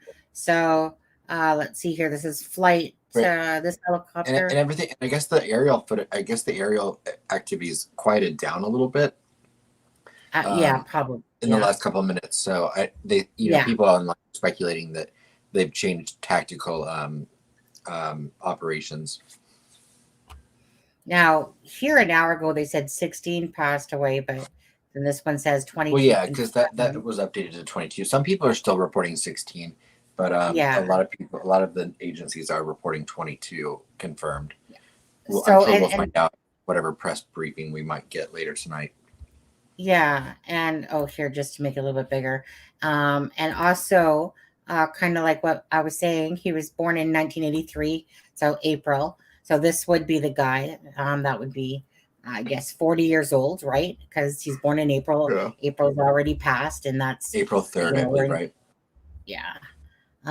So who's driving his white Subaru Outback 39346 active shooter, right? Okay. So that's just to pull up that for you guys. And sorry, Adam, what did you send in? Walmart confirms no shooting. That was the police footage from the police activity near the boat ramp where the car was found. You don't see the car in it, but you just see the police activity. Okay, hold on. Let's see here. Oh, that's just only 8 seconds long, eh? And this is near the boat ramp where the car was found. That's in Lisbon, Maine. I'm not even gonna show that. It's like 8 seconds long. All they're showing is I just sent it to you because that was. Yeah. Let me just go back to, I think, this. Let's see if there's anything here. Into custody, so that we can resolve this again. To the Peace best trainer, of our we don't knowledge, this teach person others. has been identified. Well, as I believe they're usually put out if they Card. do peace training. Robert Card. I didn't want to misspeak. I was about to 30 say unconfirmed you're hearing I now. didn't. Robert Card. Last known address in Bowdoin. Okay. Sorry. Is the information we have. They're looking for this individual. And let's. Oh go yeah, I ahead think and go Ivy sent live that as as we well. continue our coverage now. See.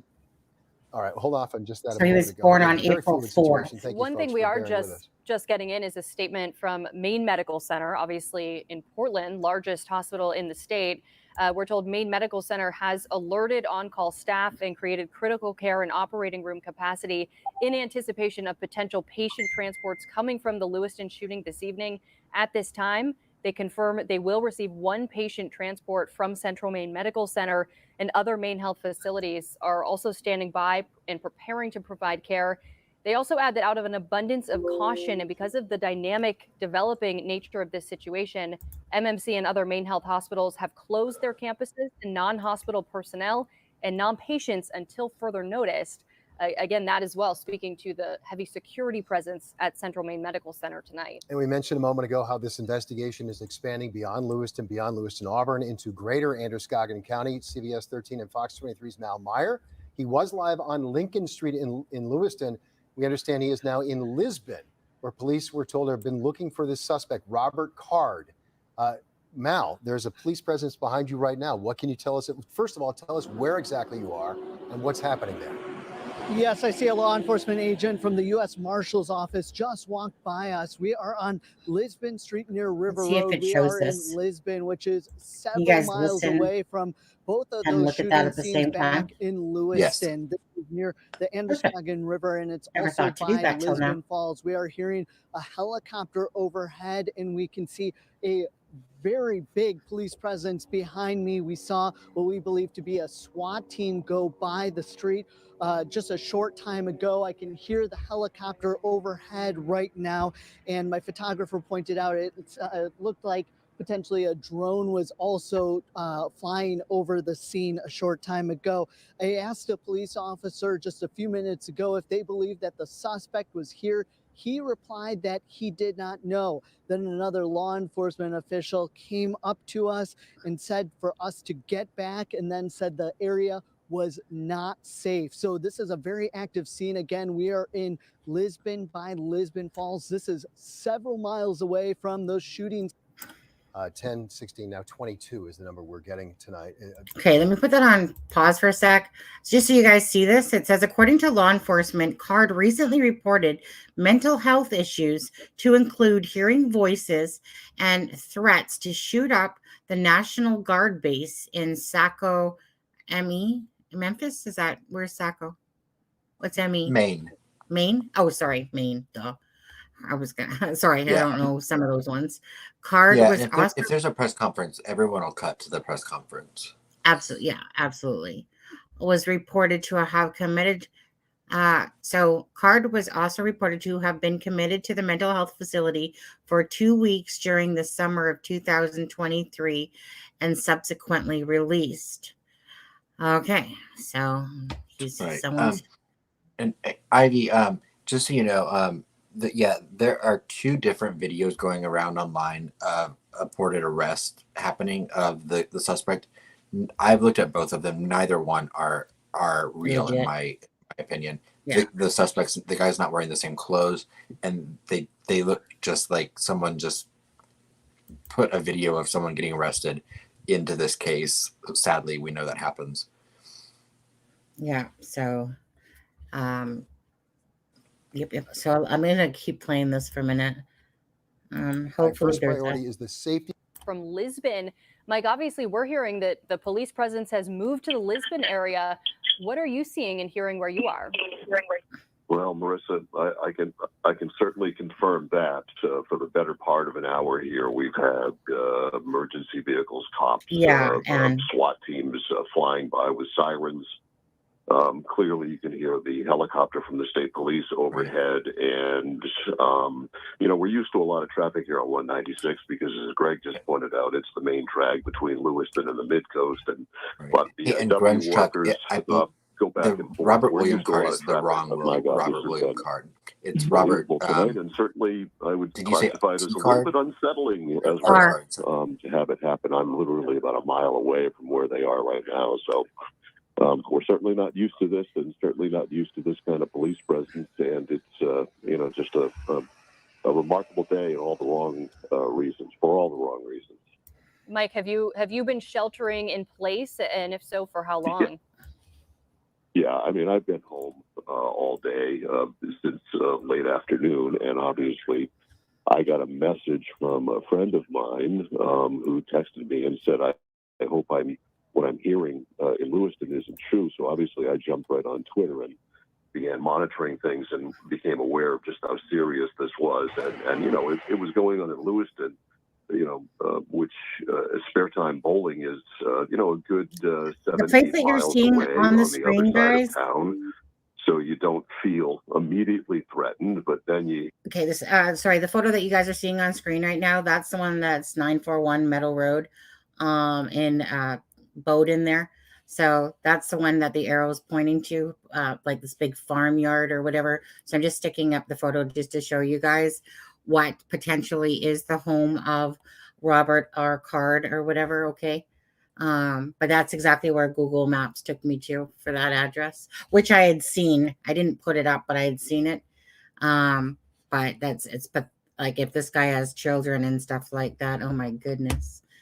Oh my goodness. Right. But anyway, I'll go back. Well, I mean, if he's 40 years old, potentially he probably in does. the last hour, I've heard Probably. it go overhead a number of times. And Mike, to follow up on that, and glad to hear you're well, but to follow up on that, did you obviously see and hear the presence ramp up in the last half hour, 45 minutes or so from what you were seeing earlier? Okay. Which does coincide. Feel like they're closing in on him, Adam?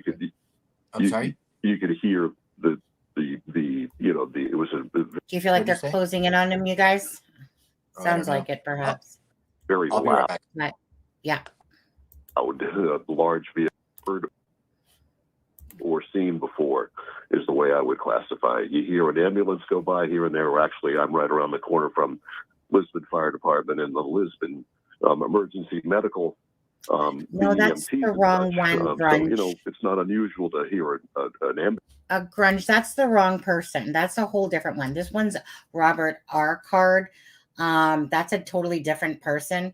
This person is 40 years old, born April 4th.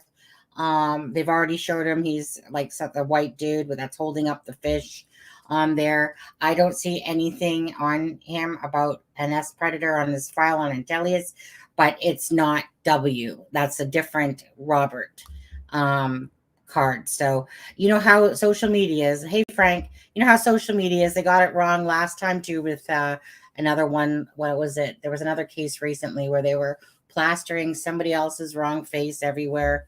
I think it was the other massive shooter, or remember that shooting that guy's at the university and stuff like that. But anyways, then people were plastering along the wrong face and blah, blah, blah.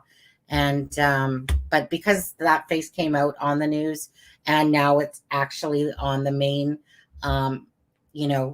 information and whatever, police site or whatever. So it's Robert R. Card, not William. There are reports though of that. There are reports that there's a heavy police presence, and Mal Myers seeing it near the river off of Androscoggin, the Androscoggin River there in the Lisbon Falls area. We're bringing that information for safety purposes, not as confirmation that that's where this guy is. This is for safety focus, folks. So take that seriously, and as we learn more, as they narrow it in, That's just very common, Rick. Yeah, we're learning more also about the FBI response. The FBI Boston They division administer first continues to aid and coordinate everything with as local, well. state, and federal law enforcement partners in Maine and say they stand ready to assist with any available resources they need, including evidence Rick Astley, response, you guys, is from investigative, and Netherlands, so they tactical probably support, run it as differently well as than victim the assistance. United They States. continue to But urge the that's public a to remain common vigilant thing and report any and all that the fire suspicious trucks go activity as well and or for individuals to assistant law aid to enforcement the injured immediately. people. As this situation is still very fluid, we have no further comment at this time, and we'll refer you to the Maine State Police. But clearly, Maine getting a lot of help from partners at all levels. As I know earlier this evening, President Biden speaking with our governor, Janet Mills, as well as our congressional delegation, promising any federal resources that can be sent to Maine to help. Yeah, and to pick up on this, I want to say it's not Yeah, just being offered, exactly, folks, Diana. it's here. I think that where the resources, our understanding is it's on the move. If there are resources in Boston or in New Hampshire that could be useful in this, our understanding is it's here. It's not just offered, it's being sent. That includes resources from New Hampshire as well. For example, helicopters, if they're needed from their state police. My understanding is it's on its way or here already. They're not just offering the help, they're giving it. That's the important message to pass along when it comes to that. And just to recap a little bit, in case folks may be just hearing about this and just joining, a manhunt underway. All of Androscoggin County is under a shelter-in-place order. An active shooter situation unfolding tonight in Lewiston in multiple locations, at least 2 confirmed locations, possibly more. And as you mentioned, obviously the focus at this hour in Lisbon. But here are those confirmed locations on the map. Just-in-time recreation, a bowling alley in Lewiston, as well as Shemengi's Bar and Grill restaurant, not too far away from there in Lewiston as well. And let me ask the director, leave this map up for just a moment. Same, I there's want to point out a couple of things as well. You can see Lisbon 196 there, just above where it says Shemengi's Bar and Grill restaurant. That's where 196 is, going off down to the lower right of your screen. And as you see it there, there's Lisbon.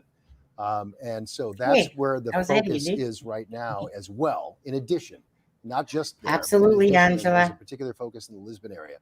And it's just off that map is where we see down 196 continues down to Topsom. And we just heard from the school there. They're closing school all the way down to that area as well, MS 80 75, because they want to be safe. Mike Violet brought up an interesting point. There are a lot of workers at BIW, for example, who travel. Any word on the conference yet, guys? Points in that area who travel 196 on their way to work. There's actually buses that they will 196 is this shuttles area that they use to bring people down to work down in Bath. Unclear tonight what's happening with those shifts, if they're going to somehow close a road. So far, we have not gotten that information, but it's something to continue to monitor. But this is the area of interest right now, folks. It's all of Androscoggin County, particular focus, obviously, on Lewiston, and some in Auburn and in Lisbon and Lisbon Falls, a area of interest at the moment as well. And again, let's get another look at the suspect police are looking for. Here he is. These are photos released by Lewiston PD a couple hours ago. This is a pretty close up. This is the best photo we have of his face. A white man identified as Robert Card at this point. You can see he's carrying a large AR style rifle, wearing a brown sweatshirt, brown hair, brown beard. This is the man they're looking for. Yeah, and to reiterate, there's a lot of stuff on social media about this individual, who he might be. We're not in the business of speculation, folks. So we give you the information we get, and we can confirm. Dude, it's confirmed by the freaking Maine now. All we can tell you is this is the person we're looking for. We don't know much about his background or who he is or where he may have been. They're so behind we sometimes. do know that he's the person of interest, the suspect involved in this mass shooting and now the manhunt. We need to get up to speed. Our restaurant that we mentioned in Lewiston, that involves the bowling alley in Lewiston, involves potentially other locations in the Lewiston area. And they're now looking for this individual armed in the photos, as you can see, with a long AR-style rifle. By all accounts, delivering death and destruction and heartbreak. With that weapon at the in bottom. our I always forget about that. Tonight, he is still on the loose.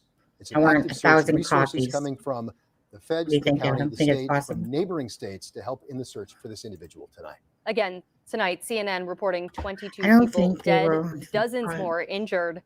And we want to show you a look to it where there's a lot of police activity right now in Lisbon. This is off of Route 196. Yeah. Greg, as you mentioned, and Mike Violet, obviously a heavily traveled Here, route. A lot of people driving through there. let's see. That Lisbon boat launch we're hearing is where Right. police seem to be focusing their efforts right now.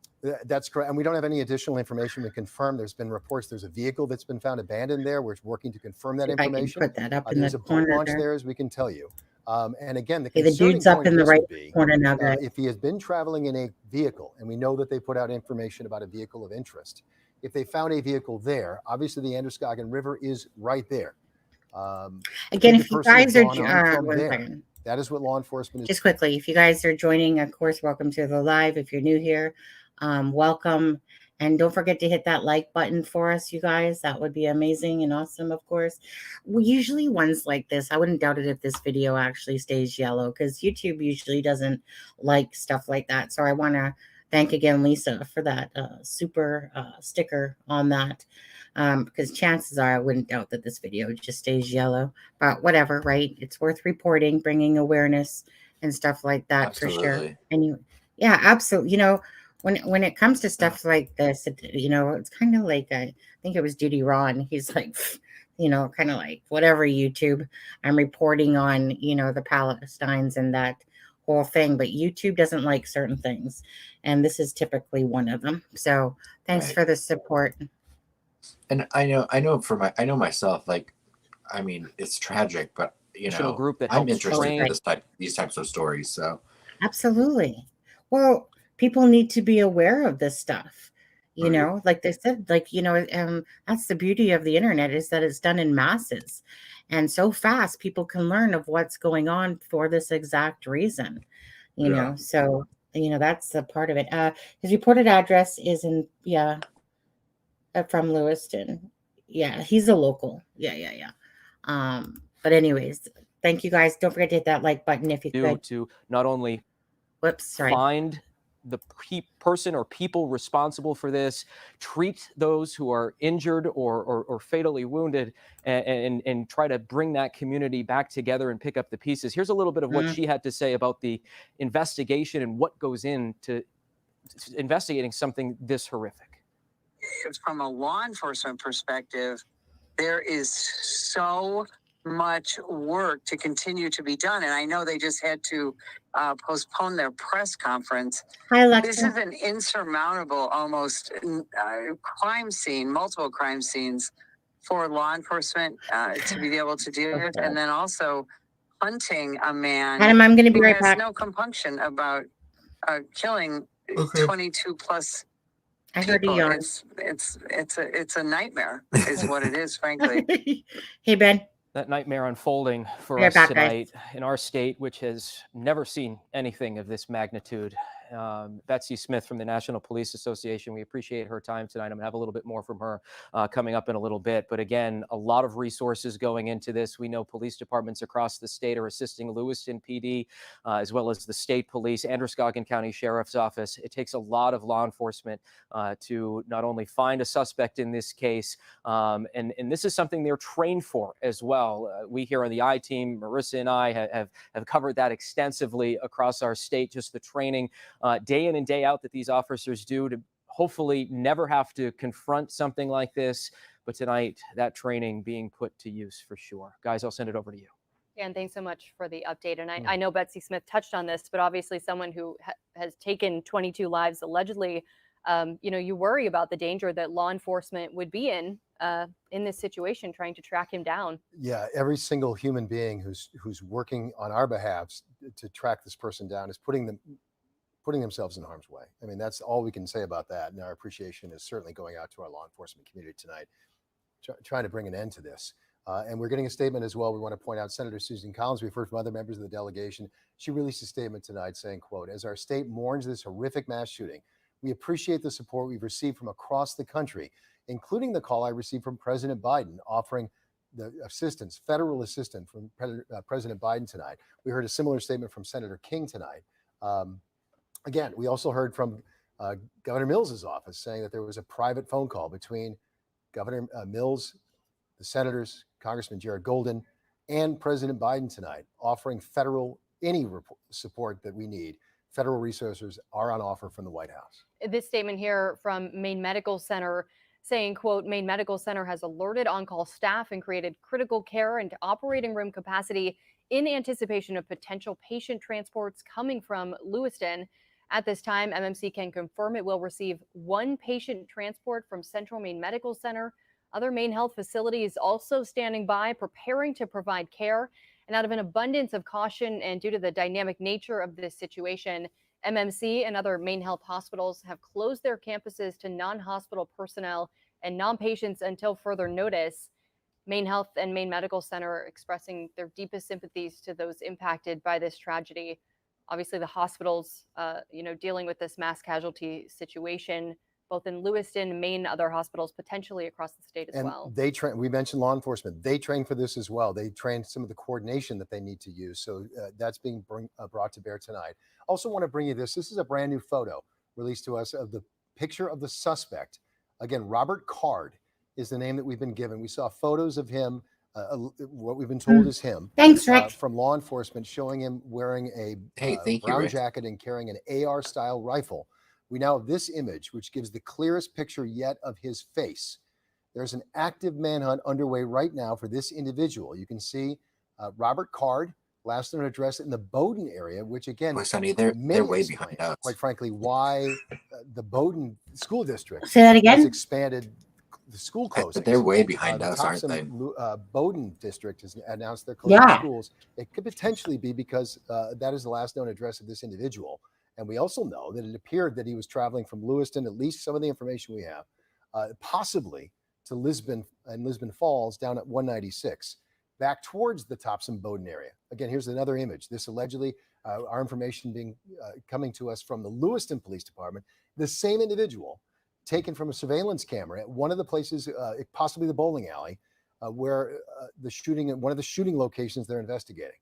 And again, as Marissa said, the number we have right now to work off of is 22 people dead and dozens, quote, dozens of people injured tonight. Gratifying to hear that Maine Medical Center, who's on the standby, so far has only had to deal with 1 person being transported by life flight from Lewiston down to Portland. We had gotten that information that there were people being transported. They're confirming 1 so far. And again, medical personnel on standby throughout the region to respond to this mass casualty event. And again, the scene here we're talking is far and wide across Androscoggin County. At this point, it includes both Lewiston and Lisbon. Here's a look at where there's a lot of police activity right now in Lisbon off of Route 196. Not sure exactly where that video. Here we go. This is the map. The focus right now near that Lisbon boat launch. Some reports that a car had been left near the boat launch. That is not confirmed at this point. But certainly the police presence has shifted to Lisbon. Still a lot of people in Lewiston, though, a lot of police officers. The Associated Press also reporting tonight. A firearms instructor recently was treated at a mental health facility, is now a person of interest in Maine in the massacre. That's a police source. So again, this is all fluid. This is just coming in. The information we got that is that an individual who is treated for a mental health condition, who has recently received treatment for that, is now a person of interest in a mass casualty situation, according to a police source. Again, to connect the dots, the only individual that we've been given who's a suspect right now is Robert Card. And that's the individual who police have put out information about tonight that they're trying to track down. We've seen the image. We've seen the images of an armed individual, allegedly Robert Card, at these locations where we had mass shootings tonight, including a bar and restaurant and including a bowling alley, both of those in the Lewiston-Auburn area. Lewiston specifically, both of those communities are still in a lockdown. Lewiston and Auburn, in fact, Androscoggin County-wide remains in a lockdown. And we've been telling people, as we look at the person of interest and the new photo being released, Robert Card is the person who the state police tells our media partners in the Bangor Daily News is the person of interest, the suspected shooter. And at this point, they're looking in the Lisbon Falls area as well. And obviously Lewiston police now releasing this clearer photo of Card. Anyone with information still being asked to contact authorities. They were also sharing a photo of a vehicle that he had been connected with, the suspect's car earlier tonight. That was a white or silver light colored, looked Either like a an station SUV or wagon, possibly a SUV, station wagon. maybe a Subaru. Kind of looked, yeah. Let's bring it There up. we go. looks like it might be a Subaru Outback by the look of that, a white 2013 vehicle Outback. again. Connected with this suspect tonight. So anyone with information about the vehicle or the suspect still being asked to contact police and still being asked to stay safe and shelter in place right now. And whether that's the same vehicle that is, allegedly potentially been found at the Lisbon boat launch, we don't know that. But that's just what they're being asked for you to look at tonight. If you have information on this vehicle, if you know I what Robert agree, Card might be, you're asked to contact law enforcement and bring them that information as they follow up leads. Again, we've heard from multiple people tonight. We heard from Johnny Maffey outside of Central Maine Medical Center, who had spoken with family members who are desperately waiting for information about their loved ones. We saw earlier tonight dozens of people affiliated with people who they just didn't know where they were. Who had been at the bar where one of the scenes of the mass shooting, who had been potentially at the bowling alley, another scene of a mass shooting. These family members, desperate for information, had been gathering. They're now in a safe place.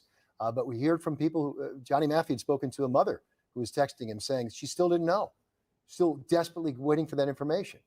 We also heard from a father.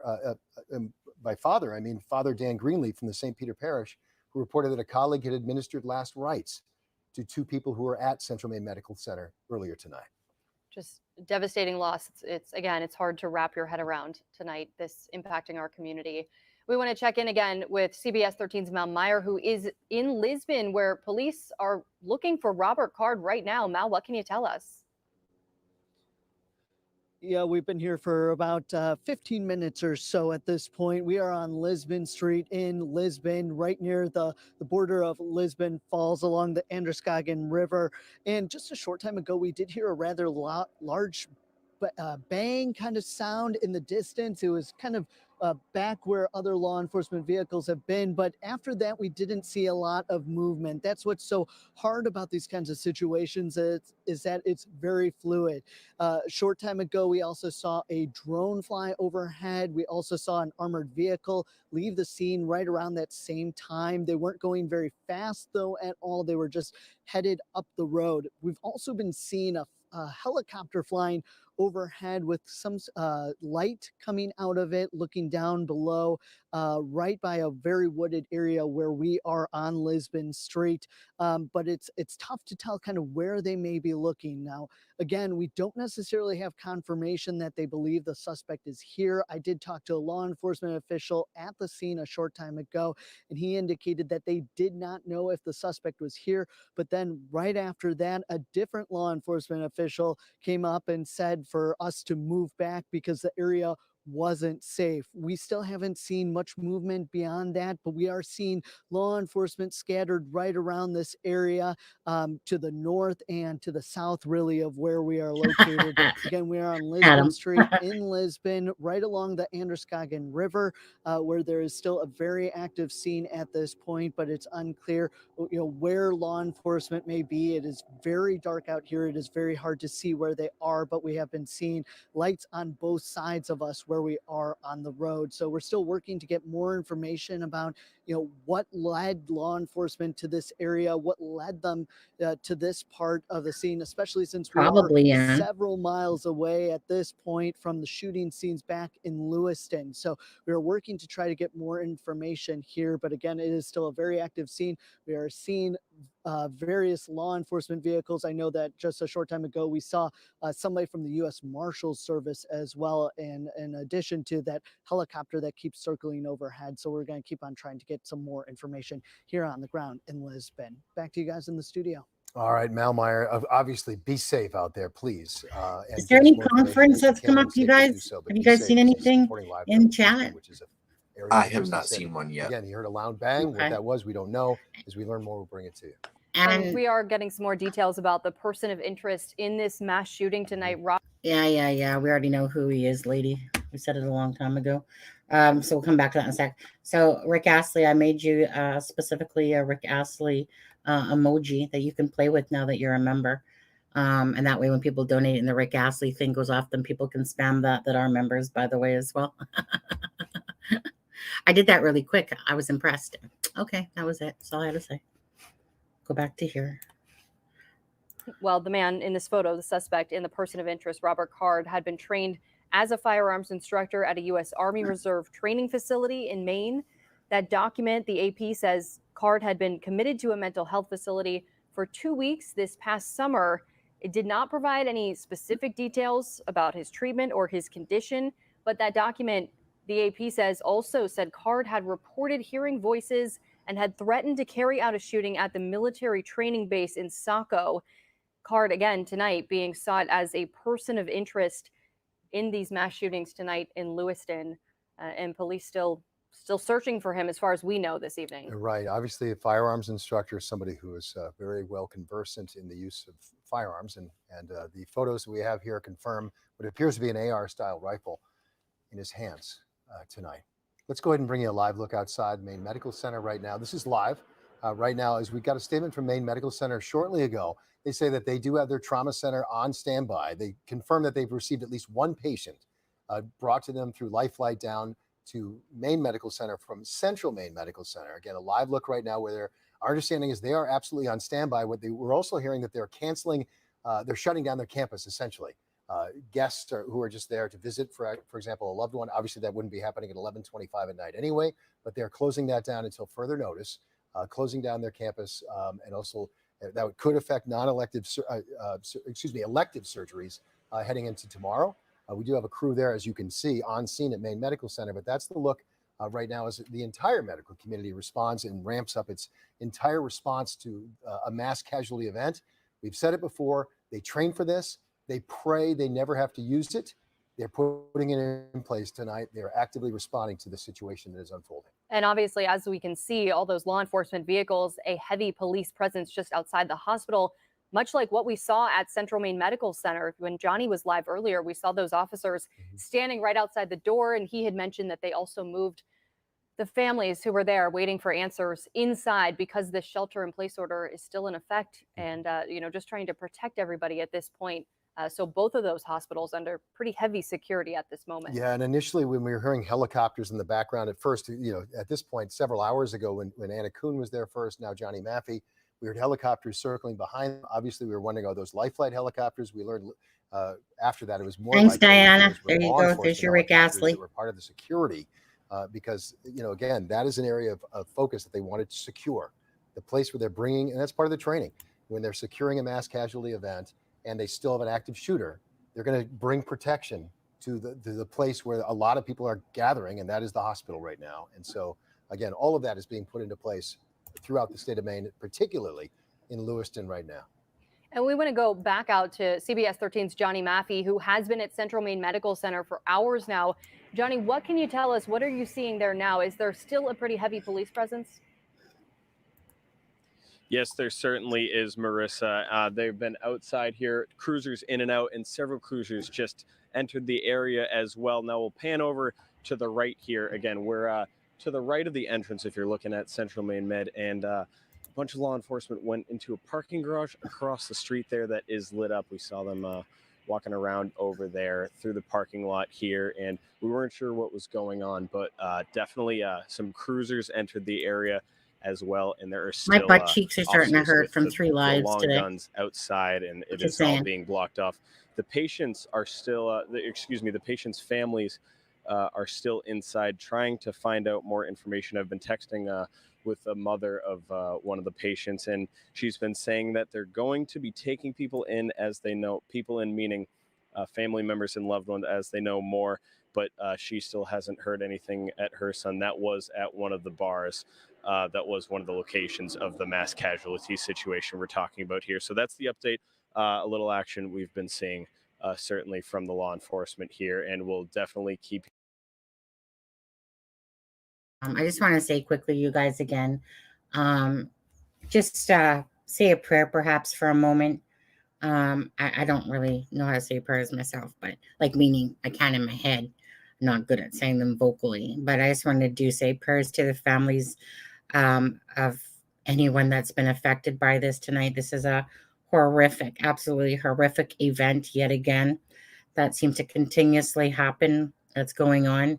And it's just so devastating. And this is why, if I could say one thing out of this, always remember that you never know what's ever going to happen. So live in the moment in a sense. And remember to cherish those people that you do love and care about, because one minute you're here, next minute they're gone. And it's just so devastating to think what all these families and all, because it's not just the dead, it's the wounded as well, that will have to deal with this as well, and the traumatic events that they're going to have to face. And it's just so hard to even think about, to be honest with Yeah. you. You know, it's not just a story, you know, it's never just a story. You know, it's about people's lives that are impacted. And it's just so hard in the heart to bear that this stuff like this even happens. So always, anyways, say prayers, guys, for these people. Absolutely. So sad, so sad. Honestly, I hate to think about it. Like it's like when you work in true crime, you have to block your brain because you know that so many people are impacted by this one person that decided to go on a mass shooting spree, take people's lives, injure tons of people. You know, mental health issue or not, sorry, bud. Um, you know, to me, there's just no excuse for this. You know, yeah, I don't even know what to say to this stuff, to be honest with you. It's just sad. Just sad. Anyways, prayers, you guys. That's never going to happen here. And then it happens here, and it just blows your mind.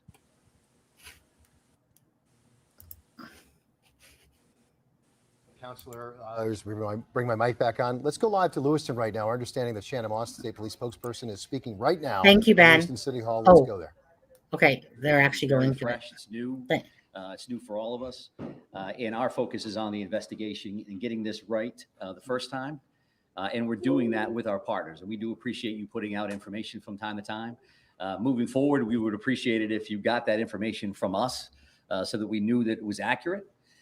And that is incredibly important for all of us from an investigative standpoint and from a public safety standpoint, that we have a unified front with this information as we release it.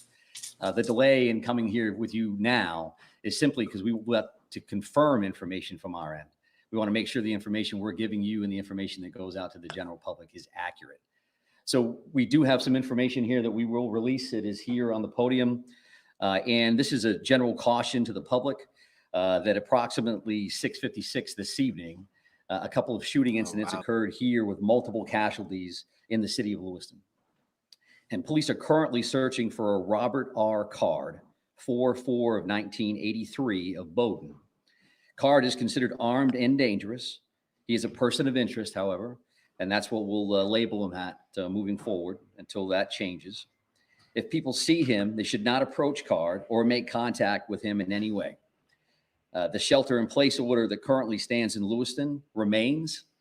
A vehicle, which was a vehicle of interest in this incident, was located in Lisbon, and we are now also asking residents in Lisbon to shelter in place. So please share that information with communities as well.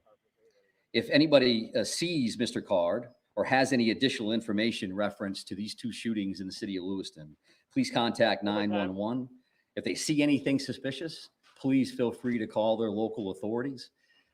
We have literally hundreds of police officers working around the state of Maine to investigate this case, to locate Mr. Card, who again is a person of interest and a person of interest only. And we'll continue to gather information so that we can bring the suspect to justice and ultimately seek prosecution down the road.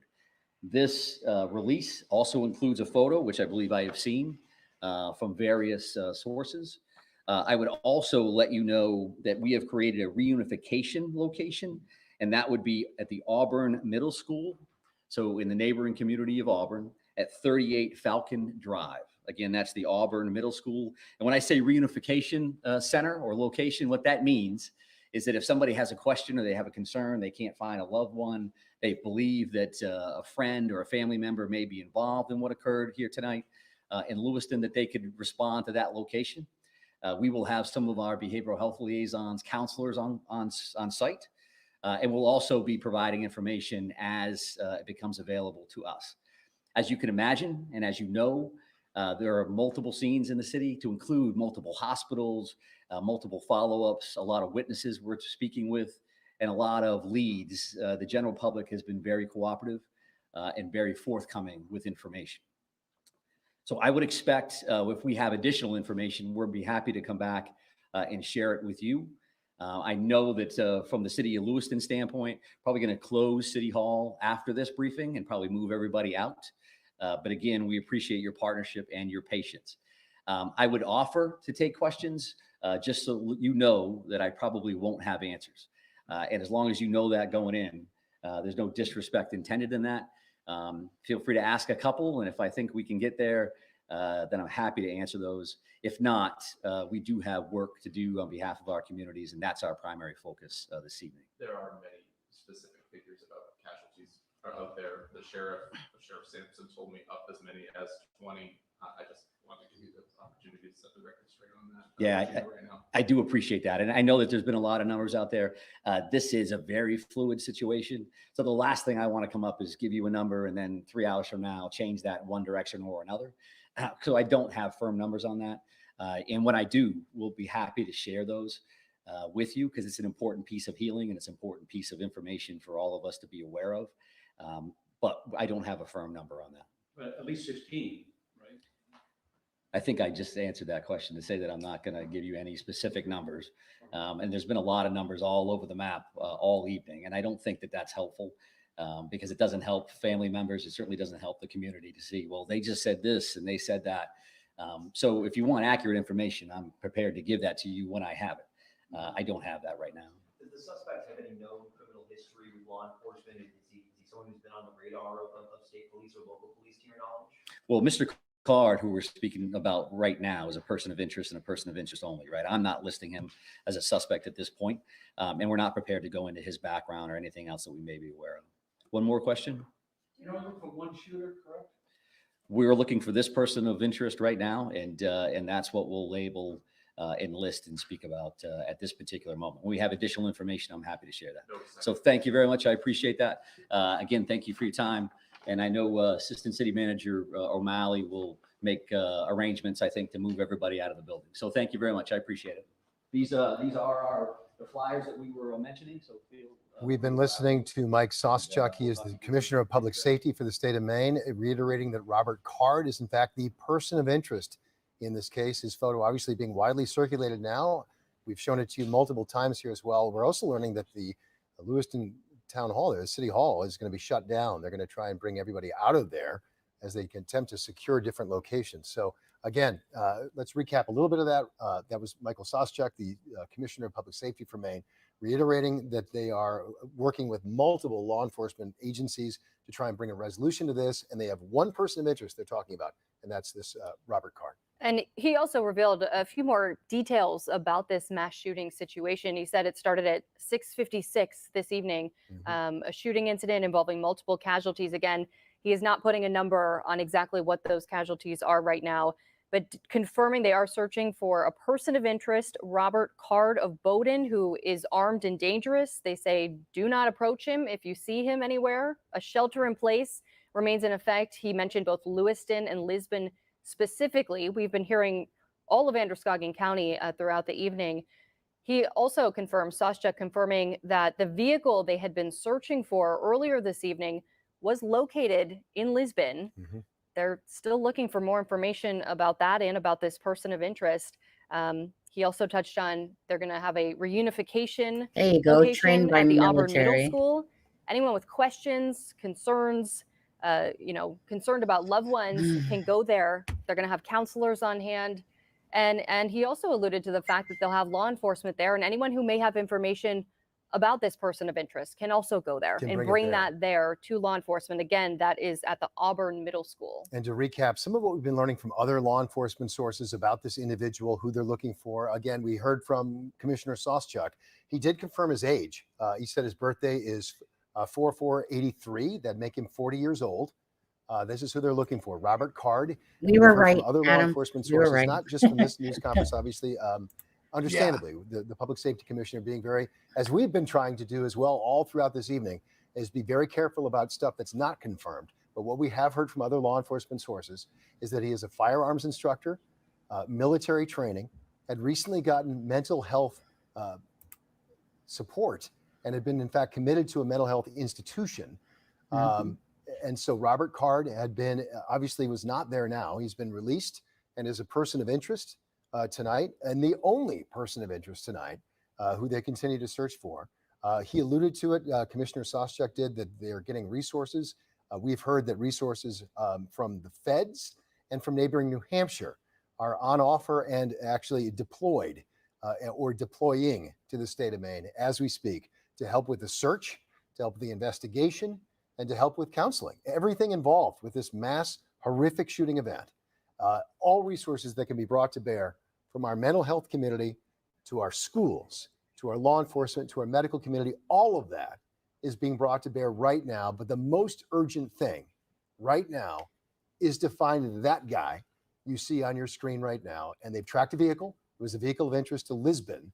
And that's also in Androscoggin County, for those who are wondering. That's in the southeastern end, well, Durham, technically, the far southeastern corner of Androscoggin County. Lisbon, right next door, is in the southeastern part of Androscoggin County. Commissioner Soschuk, again, talking about those resources, hundreds of officers, he says, hundreds. Currently here looking for Robert Card.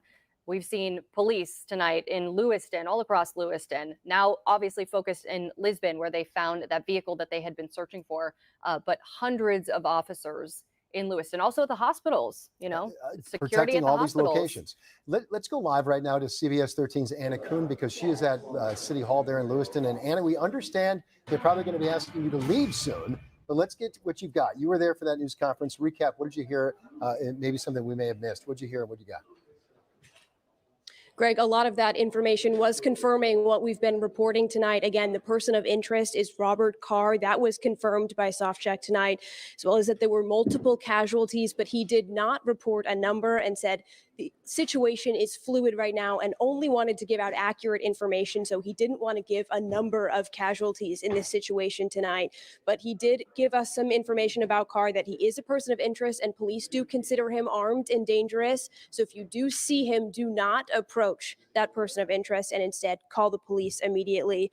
And the newest information we really got from this press conference is that right now there is a shelter in place in Lisbon, and that's where they found a vehicle of interest in this situation. I know Mal is reporting up there for you, but there is a shelter in place now in Lisbon, and the state police spokesperson says she's about to share that information with the public. So we want to make sure that folks watching in Lisbon know they should stay home with their doors locked. Again, hundreds of police officers working on this situation. And the other new piece of information we got tonight is that Auburn Middle School is going to be used as a reunification center. The state police spokesperson, Shannon Moss, says that should be open now and likely will be open throughout the night. But that's a place where families and friends can go. Head to Auburn Middle School if you have questions, if you're unable to contact a loved one, if you're worried about somebody that you may know who you think may have been involved as a victim of this shooting. Head to Auburn Middle School, and they hope there they'll have counselors there to help you through those questions and concerns and hopefully give you as much information as they possibly can. Again, that's Auburn Middle School. She says it is open tonight and expects that it will be open late into the evening. Greg, Marissa. All right. Anna Kuhn, live for us at Lewiston City Hall, which again is about to be secured. So Anna's going to be leaving there. Thank you very much, Anna. Be safe, obviously, out there tonight as you leave. Recapping some of what we were just talking about as well, Marissa, of what we learned tonight from Michael Soschuk, the Public Safety Commissioner for the state of Maine. Yeah, and we want to take a look here too. Obviously, Lisbon really in the focus right now. Commissioner Soschuk mentioning that that is where they found the vehicle that they had been searching for. Lisbon is where it was located.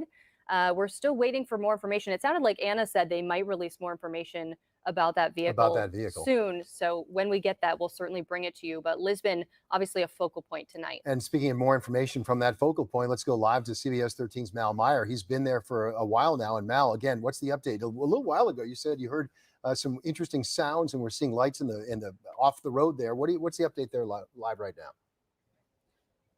Yeah, Greg, we haven't heard much since that time that we heard that bang sound. It's unclear what that was or where exactly it came from, though it did sound like it was coming in that direction. But again, then after that, we didn't see much movement at all. We have been seeing some law enforcement vehicles coming and going from the scene. And of course, when we touched base with you about a half hour ago, we were seeing a helicopter flying overhead using a spotlight down below in a very forested area near where we are here on Lisbon Street. Street, but we haven't seen that helicopter in a while. We also saw a drone flying overhead, but that also left the scene a while ago. So it's been relatively quiet over here now. I was listening to that state police press conference just a short time ago, and they did mention that that vehicle that seems to be connected to this incident was found somewhere in Lisbon, but what is unclear is exactly where in Lisbon that was. I have reached out to a state police spokesperson to see if that might have been right around the scene where we are, which is right by the Androscoggin River. We're also very close to Lisbon Falls as well. But there still does seem to be a pretty large police presence here. I know that when we arrived to the scene right around 11 o'clock or so, we saw a U.S. Marshal's office agent here on the scene, an officer with that department here on the scene. We also saw a very heavily armored vehicle as well. But it's relatively quiet here right now as we're approaching 11:45. Very quiet, but we are seeing law enforcement coming and going and still here at the scene. Again, when we initially arrived, I asked a law enforcement officer if they believed that the suspect was right around here. He said that they did not know. Then another officer said that we needed to move back because it wasn't safe. Again, I have reached out to a state police spokesperson about this, asking if they believe that the suspect may be around here. At this point, it's really not clear. We have been relatively quiet just in case, because again, law enforcement is saying stay inside your home, lock your doors. If you see anything suspicious, if you see somebody, that you should be calling police. So it has been relatively quiet here, especially within the last half hour or so. Again, we're not seeing a helicopter flying overhead or anything like that, but we'll be sure to keep you updated as soon as something may happen here or if we see any kind of movement along those lines. Back to you in the studio. Mal, live in Lisbon for us tonight. Thank you for the update. Obviously, as he said, there's police activity there. We're still waiting on hopefully a little more information as to what police are doing there, if they found anything connected with that vehicle. But still, again, hundreds of officers looking for that person of interest, Robert Card, tonight. Yeah, and again, we're going to follow the lead of the Public Safety Commissioner and refer to him as a person of interest going forward until we hear otherwise. And the sole person of interest that they're looking for right now. As we heard Mal mention, again, they have focused on a boat launch there in Lisbon, and they have a specific shelter-in-place order for Lisbon and Lisbon Falls. To be clear, there was already a shelter-in-place request for all of Androscoggin County, which would include Lisbon Falls. They're being very specific, though, and considering that a place of interest. So, again, we want our Mal Meyer to be safe out there as well. He's gotten directly from a law enforcement source walking by him who said, hey, we don't consider this area right now to be safe. Which would be a clear indication that that's a focal point for this person of interest at the moment. And here's a live look at Maine Medical Center, again in Portland. We know they've gotten at least one patient transferred there from Central Maine Medical Center in Lewiston. Still a heavy police presence there tonight, a lot of security outside the hospital. Again, this is a serious situation, a developing situation. They are still looking for this suspect. So heavy police presence here. We saw the same thing at Central Maine Medical Center up in Lewiston as well. Yeah, and part of the mass casualty response plan, which we've been talking about that they're putting in place right now, does involve law enforcement, security personnel being at hospitals to help to secure these areas and to make sure that they're safe and that they're ready to receive people who maybe have traumatic injuries. And we know people have traumatic injuries tonight because that's the information we're getting. Again, 22 dead is the number from CNN. I want to cite them, not state of Maine officials. They're not giving us a number. CNN reporting 22 dead. Others picked up on that number as well. AP tonight reporting the same. So that's the information we have to the best of our knowledge right now. The information we had earlier that this Robert Card was a person of interest, that has been confirmed. Let's show you his photo once again, because this person, to the best of our knowledge, still not in custody. And as long as he's not, here's his photo. Again, these are the photos that were actually first released of this person of interest earlier this evening by Androscoggin County Sheriff's Office. You can see him there, brown hair with a beard, the brown shirt, the same person we saw released in some other photos from later in the evening. He is holding what appears to be an AR-style rifle. These are the other photos. These we're not exactly sure where these were taken. These are from Lewiston Police. Lewiston You're right, Police. not as clear. I mean, we don't know what business or exactly where this was. That earlier photo we do know was from the Just-in-Time bowling alley. which police have confirmed is one of the locations of this mass shooting. And the other location that's been confirmed as a location of the mass shootings was the I'm going to say it wrong. So, but the bar and restaurant, Schmeggins, I believe it's pronounced, on Lincoln Street. On Lincoln Street. That's another confirmed location of the mass shooting event. And again, there's still a police presence there, even though obviously the shooting is long gone. In fact, we learned tonight, just a short time ago from Commissioner Soschuk, that this all started almost exactly 5 hours ago. Coming up on, I think it was 6:52 or so. 6:56, according to Commissioner According to Soschuk. Commissioner Soschuk, is when the first reports came in, almost exactly a little under 5 hours ago, from that bar and grill where people have been gathering, like anyone would. Here it is. It's a Wednesday evening. People are out, hanging out with friends and family, and then that evening turned horrific in an instant because of allegedly this person of interest, Robert Card, entering these locations with an AR-style rifle, and a mass casualty event commenced. That's what we know tonight. That's what's being shared with us from law enforcement. Yeah, and this obviously an older, perhaps driver's license photo of Robert Card being released by Lewiston, Maine police tonight as they continue to search for him. Hundreds of officers at all levels, local officers, those from state agencies and federal agencies as well, here in Maine, in the central Maine area, Lewiston, Lisbon, Auburn, searching for this person of interest tonight. And again, to reiterate to those who are, there's probably nobody just joining us at this point, but schools are closed from Lewiston, Auburn, all the way down. In fact, we have a full list right now on our website. Frankly, we usually bring this out during snow events, during a major weather event where we get school closings and cancellations to come in. We're using that resource right now at WGME.com and Fox23Maine.com to get you that information about what schools are closing. And it's been expanding. I think a lot of school districts are doing what would appear to be the prudent thing right now and closing down all Auburn schools. Lewiston BMV also closing tonight. We also heard from MSAD 75. That's the Bowdoin Topsom area. They've closed their schools as well. Full list right now. You can get it if you're curious, want to check in on it, and get other information on what's unfolding tonight. You can always go to WGME.com. Obviously, that's the right thing to do. You don't, because this guy's still on the loose, you would not want him having access to the children in the schools and stuff like that. So, of course, this is the appropriate thing to do without thinking about it, to be honest with you. Let's see, what time is it? Probably going to go just a few more minutes, guys, because, now they're just going to regurgitate this full thing until somebody's caught, but it could be hours away. Could be in the next few minutes, but my butt's getting really sore sitting here because I've done 3 lives today. Now, just quickly, I just want to remind the viewers of It's a Crime and Shame. First of all, I want to show this. It's 2 more months until Christmas, just so you guys know. And on Halloween, you're invited on Halloween. We'll be doing a live for Halloween. Bunch of different things, guys, okay? Trying to get my husband to come on and play Scriblio too on there. But just so people, because I put this out there in the group chat and on Twitter and stuff like that. So I just wanted to go over that quickly since I have your attention, or some of your guys' attention anyway. But yeah, and so I'll play this for a few more minutes, and I think then we're going to head off. Yeah. Go ahead, Adam. Oh no, I agreed with you. I said yeah. Yeah. Like I said, my butt's pretty sore. It's okay. The other lives I did today was the lives on the Magic Mushrooms pilot guy, Joseph Emerson.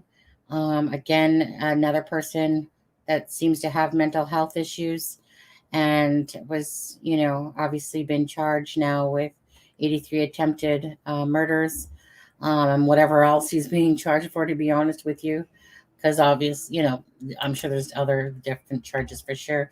And the other one was the manhunt for Aaron Pennington. Actually, I need to do an update and see if they've found him yet, because that's another guy on the run, like another Cavalcante case. Guess we're going to call it Cavalcante stuff whenever somebody's on the run now, eh? So if you guys haven't watched any of those ones, check them out. They're not very long ones. Well, Well, one's 34 minutes. That one's the Aaron Pennington. That's the one that shot his wife in bed. 4 children left without their mother and will be left without their father, really. I just don't know if there's, I have to, yeah, I'm just going to play this for a few more minutes and I'm going to quickly do an update. I'm going to check on Aaron there. Did you have something to say before I hit play, Adam? No. Okay. Well, you should be.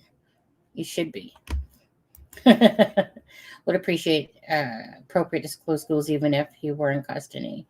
This is a community in mourning. Absolutely. And as well, yeah. Okay, let me just hit play, see what else they're saying. Well, it would be nice if they just say he's in custody. That way people can, not have to worry about their children themselves. There as well. I know this isn't something Dave usually covers as well, but it shows you the seriousness of what's going on here tonight, that we would, all of us are here, all of us thinking of these communities and all of us ready to bring in the information as we get it. Dave, thanks, man. Certainly just an unprecedented situation for our community. It is. And we've said it.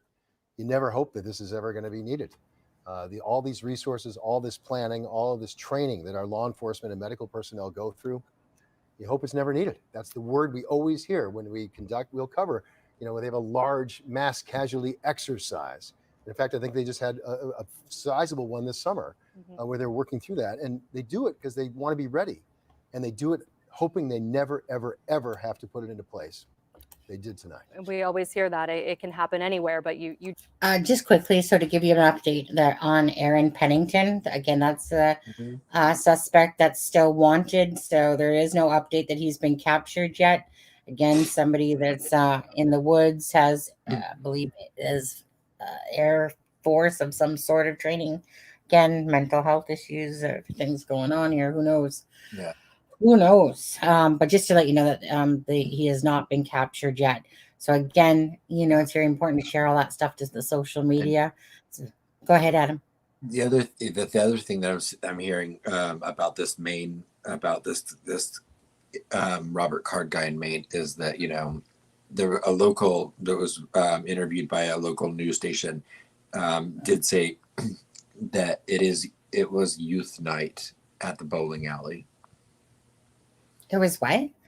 Youth night. Oh, youth night. Yeah, like kids.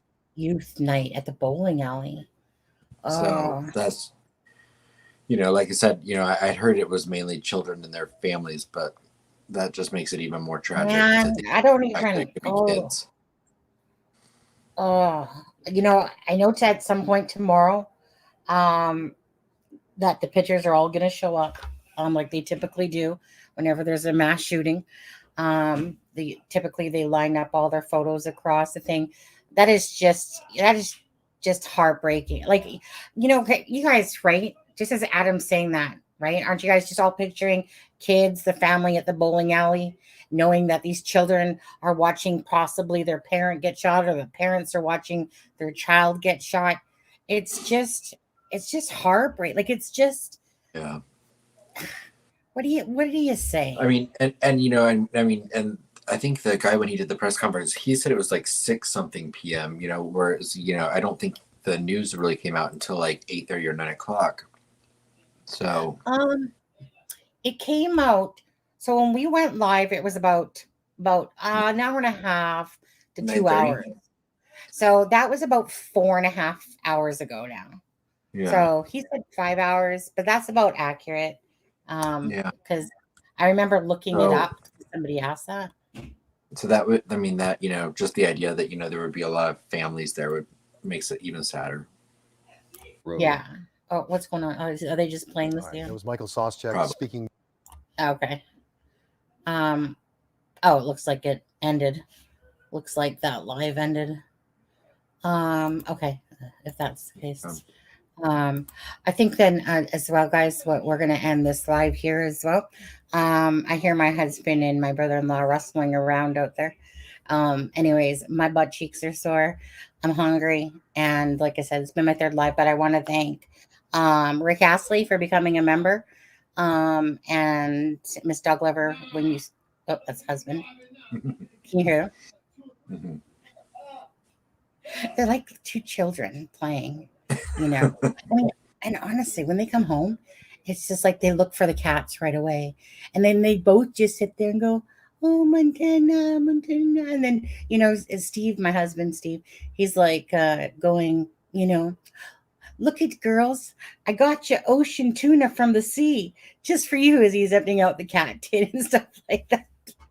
You guys, I just wish sometimes that I could record him without him knowing it. Most times, sometimes I can, but most times I can't because I'm too busy catching me on that.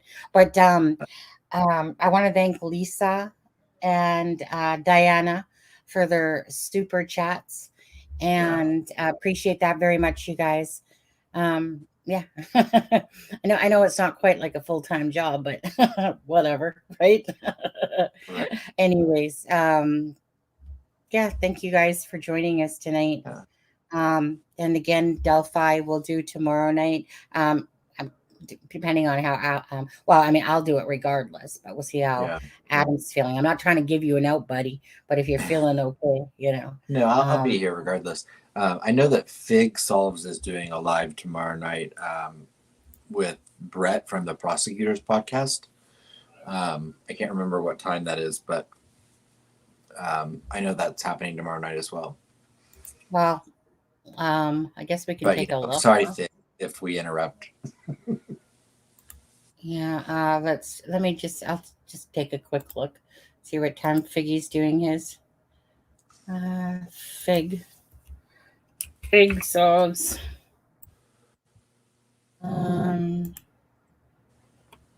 Let's see. He has a live scheduled for 6:30 p.m. That's my time. So that would be 9:30? Yeah, 9:30 Eastern. Which okay, 9:30. Fig probably wouldn't go past an hour. Yeah. Well, we start at 10. And yeah. Yeah. Well, it is what it is. You can either love Fig or you can love us. No pressure, no guilt. Guilt-free here. Well, hold on a second. Yeah. I mean, yeah. Sleep. Yeah, we're just gonna leave it the way it is. It is what it is. It is what it is. Anyways, you guys, thank you guys for joining us tonight. You guys have a great night. And keep everyone in your prayers that's involved in this story in Maine. Yeah. I'm usually pretty much of a night owl. Unfortunately, my computer's in the bedroom, so it's not like I can hop on and do it live right away. Our husband would bitch me out because he only sleeps for 4 hours a night anyway, like legit. One day, my computer used to be out, but my brother-in-law has that space when he moved here. So yeah, that part sucks because I'm a total night owl. And so I want to say definitely, yeah. And you guys just, I've been watching Christmas movies. Yeah. I am totally a night owl. Like, I love nighttime when everything's quiet, got the headphones on, even though I hate wearing those because they're like the freaking bigger ones or whatever. I don't know where the smaller ones are, but anyway, I've been watching a lot of Christmas movies lately. Yeah, I'm past Super Nanny right now, and I'm on to Hallmark Christmas movies. That's what I've been doing. Yeah. But anyways, yeah, so hopefully this guy is caught sooner than later. Yeah. And thanks, Ben. Thanks, everyone. I hate having to explain these types of news to my kids. Yeah. I personally have to keep my mouth shut, being from Canada, because most people will not want to know what I have to say about gun laws because we just don't have that type of thing really happen over here. I don't think that anyone should be able to possess that type of firearm. I agree with what Alexa says. And like I said, most Americans probably won't want to hear what I have to say when it comes to gun laws. I just don't believe in the accessibility, and I'm glad for the Canadian laws that we do have, but I respect your guys' American rights to, it's your guys' rules, laws, and regulations. Definitely it's over. So the difference here is that we're 35 million versus 350, 400 million, whatever you got, something like that over there in the United States. You know, of course, you know, those type of problems are going to be way more enhanced than in Canada, but the thing is that our laws are completely different. And, you know, that's just simply the way it is. It's just, I just can't stand these stories, you know. I you know, unfortunately, it is what it is, and it's going to continue to be what it is. But it's just so sad that these people that have these issues, whatever issues or voices they're hearing in their brains, like, why do these F-tards, right, feel the need to go, well, you know what?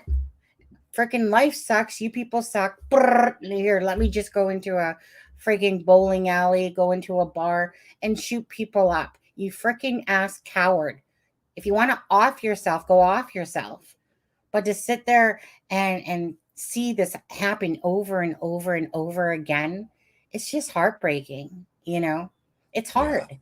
It's just hard to know that all these families are impacted. And I don't think anyone should, like, any regular civilian should never be able to possess a gun like that. I'm sorry. I do not agree with having that type of arsenal behind you. But you know, that's your guys' laws. But until things change, it will keep happening, sadly. And there's going to be more mass shootings to come, because that seems to be, you know, the wave that keeps going on. They just can't take their own life. They got to take everybody else's life with it. Anyways, I agree with Alexa on her stance over there. And other than that, again, just biggest prayers to the families. And hopefully there's no more victims throughout the night, and that this guy is under arrest and, yeah, gone. You know, well, you know, again, it just depends how badly people want things to change. You know, it's just sad. It's just sad that stuff like this happens. And I get it, but no one to me should have access to that type of gun. No one needs access, unless you're in the military. No one needs access to those type of guns. Right. Well, I mean, Nothing. and potentially this guy was in the military, so Yeah, you know. But the thing is that, like I said, you know, as we talked about before, is that you're saying that you can just go out and own one of those. That's the part I find personally ridiculous, because it's one of those things. I don't give a crap what anyone says here. No regular civilian citizen needs that type of weaponry arsenal behind them. You know, it's, you know, like, it's, if someone has, like, you know, like your pistol, your one bullet thing and stuff like that, or your, you know, and your rifle. Like I said, you know, you have to keep putting in bullets and reload this load. And this one is just, brrr, you know, and it's just so sad, so sad. We've had so many shootings. Yeah, the things will not change. Well, like I said, you know, it's doable. It's doable for things to change, but that's up to the USA to, like I said, you know, put in their laws. People have very different opinions on it. I have my own opinion, but it's not a good topic for us because, you know, like I said, Canada, US has two different rules. And I just keep my mouth shut when it comes to this topic, because it's, you know, until the laws get changed somehow, and they can, like, they can change, but it has to be done. You know, unfortunately, we're just going to keep seeing this over and over again, sadly. You know, and it's true, crazy but true. Yeah. Okay, well, that's it, guys, in our politics. It's our politics, trust me. Yeah, there's another topic we don't get into. yeah, I'm not going there. Yeah. So, I just pray for everyone that's involved, you know. Yeah, no citizen, even if there's citizen, should be able to buy those. Especially if there were kids there. I mean, which I'm sure there were. All I'm going to say is, whatever Alexa says, I agree with her, because Alexa's, you know, very wise, very bright. She's, for people that don't know who Alexa is. So am I. Hey, oh no, well, Adam is too, apparently. Okay. Okay. No, just kidding. You know, Alexa is a criminal profiler, and, you know, like I said, seen crime scenes and stuff like that. Anyways, whenever I see Alexa type something, it's usually I'm in agreement with what Alexa is saying. So, you know, and so I just kind of look at Alexa's comments and go, absolutely, you know, so each to their own. And yeah, hopefully all I can say again is prayers. Hopefully this person, what's his name again? Freaking Robert Card. Robert R. Card, is caught. He's in the top right hand corner there on the screen. Obviously a dude that likes fishing and stuff like that. Obviously has military experience and stuff like that. Hopefully in a few hours, you guys, that there's going to be an update to say that he is caught. And again, prayers to the family of Breanne Pennington and her children. Breanne is the mother that was shot by her husband while in bed, and the children ran over to the neighbor's house. So if you haven't seen that live, again, it's only about 34 minutes long. And then you have Mr. Pilot there on his magic mushroom ride that, you know, tried to shut down a plane, thinking he was in a dream or something like that, whatever. Anyways, it never ends. Oh, and I think that Brian Koberger stuff, there's like two things going. Yeah, tomorrow. And like the first one's closed. And then the second one is one of them is to get everything thrown out, basically. Yeah, right. The indictment. You know, it's basically the same crap that they keep trying to do with Delphi, that they were trying to do with Delphi, right? It's their job to try to do everything that they can to get their client off, you know, throw out the indictment. They didn't do it properly. But I do want to say that True Crime Sleuthin' on Friday, I see at, I think, 7 p.m. CT time, that Crime Sleuthin' is having Zaina Kernodle's mom on the live. So if you want to check out True Crime Sleuthin' there, and again for that, so if anyone doesn't know, that's from the Koberger case, Zaina Kernodle's mom. So, and Figs, you said, is that tomorrow? So with Brett from the podcasters, you know, podcast there. The prosecutor's podcast. Sorry. Oh, what did I say? What did I say? I said podcasters. Something. Oh, podcasters. Yeah. Okay.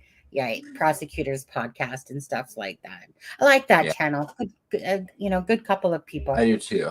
I was just glad I told him, I said, well, as long as it's not Alice, because she's my favorite. I like Brad. I mean, I like them both. You know, like, I like how she sits there and does her thing and she puts her face right into the mic and then she uses that one word for Freddie. Yeah, they're both good. You know, I in all fairness with that channel, I like them both. There's, you know, sometimes you know, whatever, but I truly do like them both. But anyways, you guys have a great night. Take care, and prayers for the families. And hopefully this Robert Card guy is either takes his own life, self-inflicts himself, or they catch him within the next, like I said, few hours here, hopefully sooner than that. So I'm going to play the outro, and we'll see you guys tomorrow night for the Delphi Live. Good night, everyone. Well. Good night, everybody. Good night, Sunny Justice and Aspen Connor from It's a Crime and Shame, wishing you all a good night.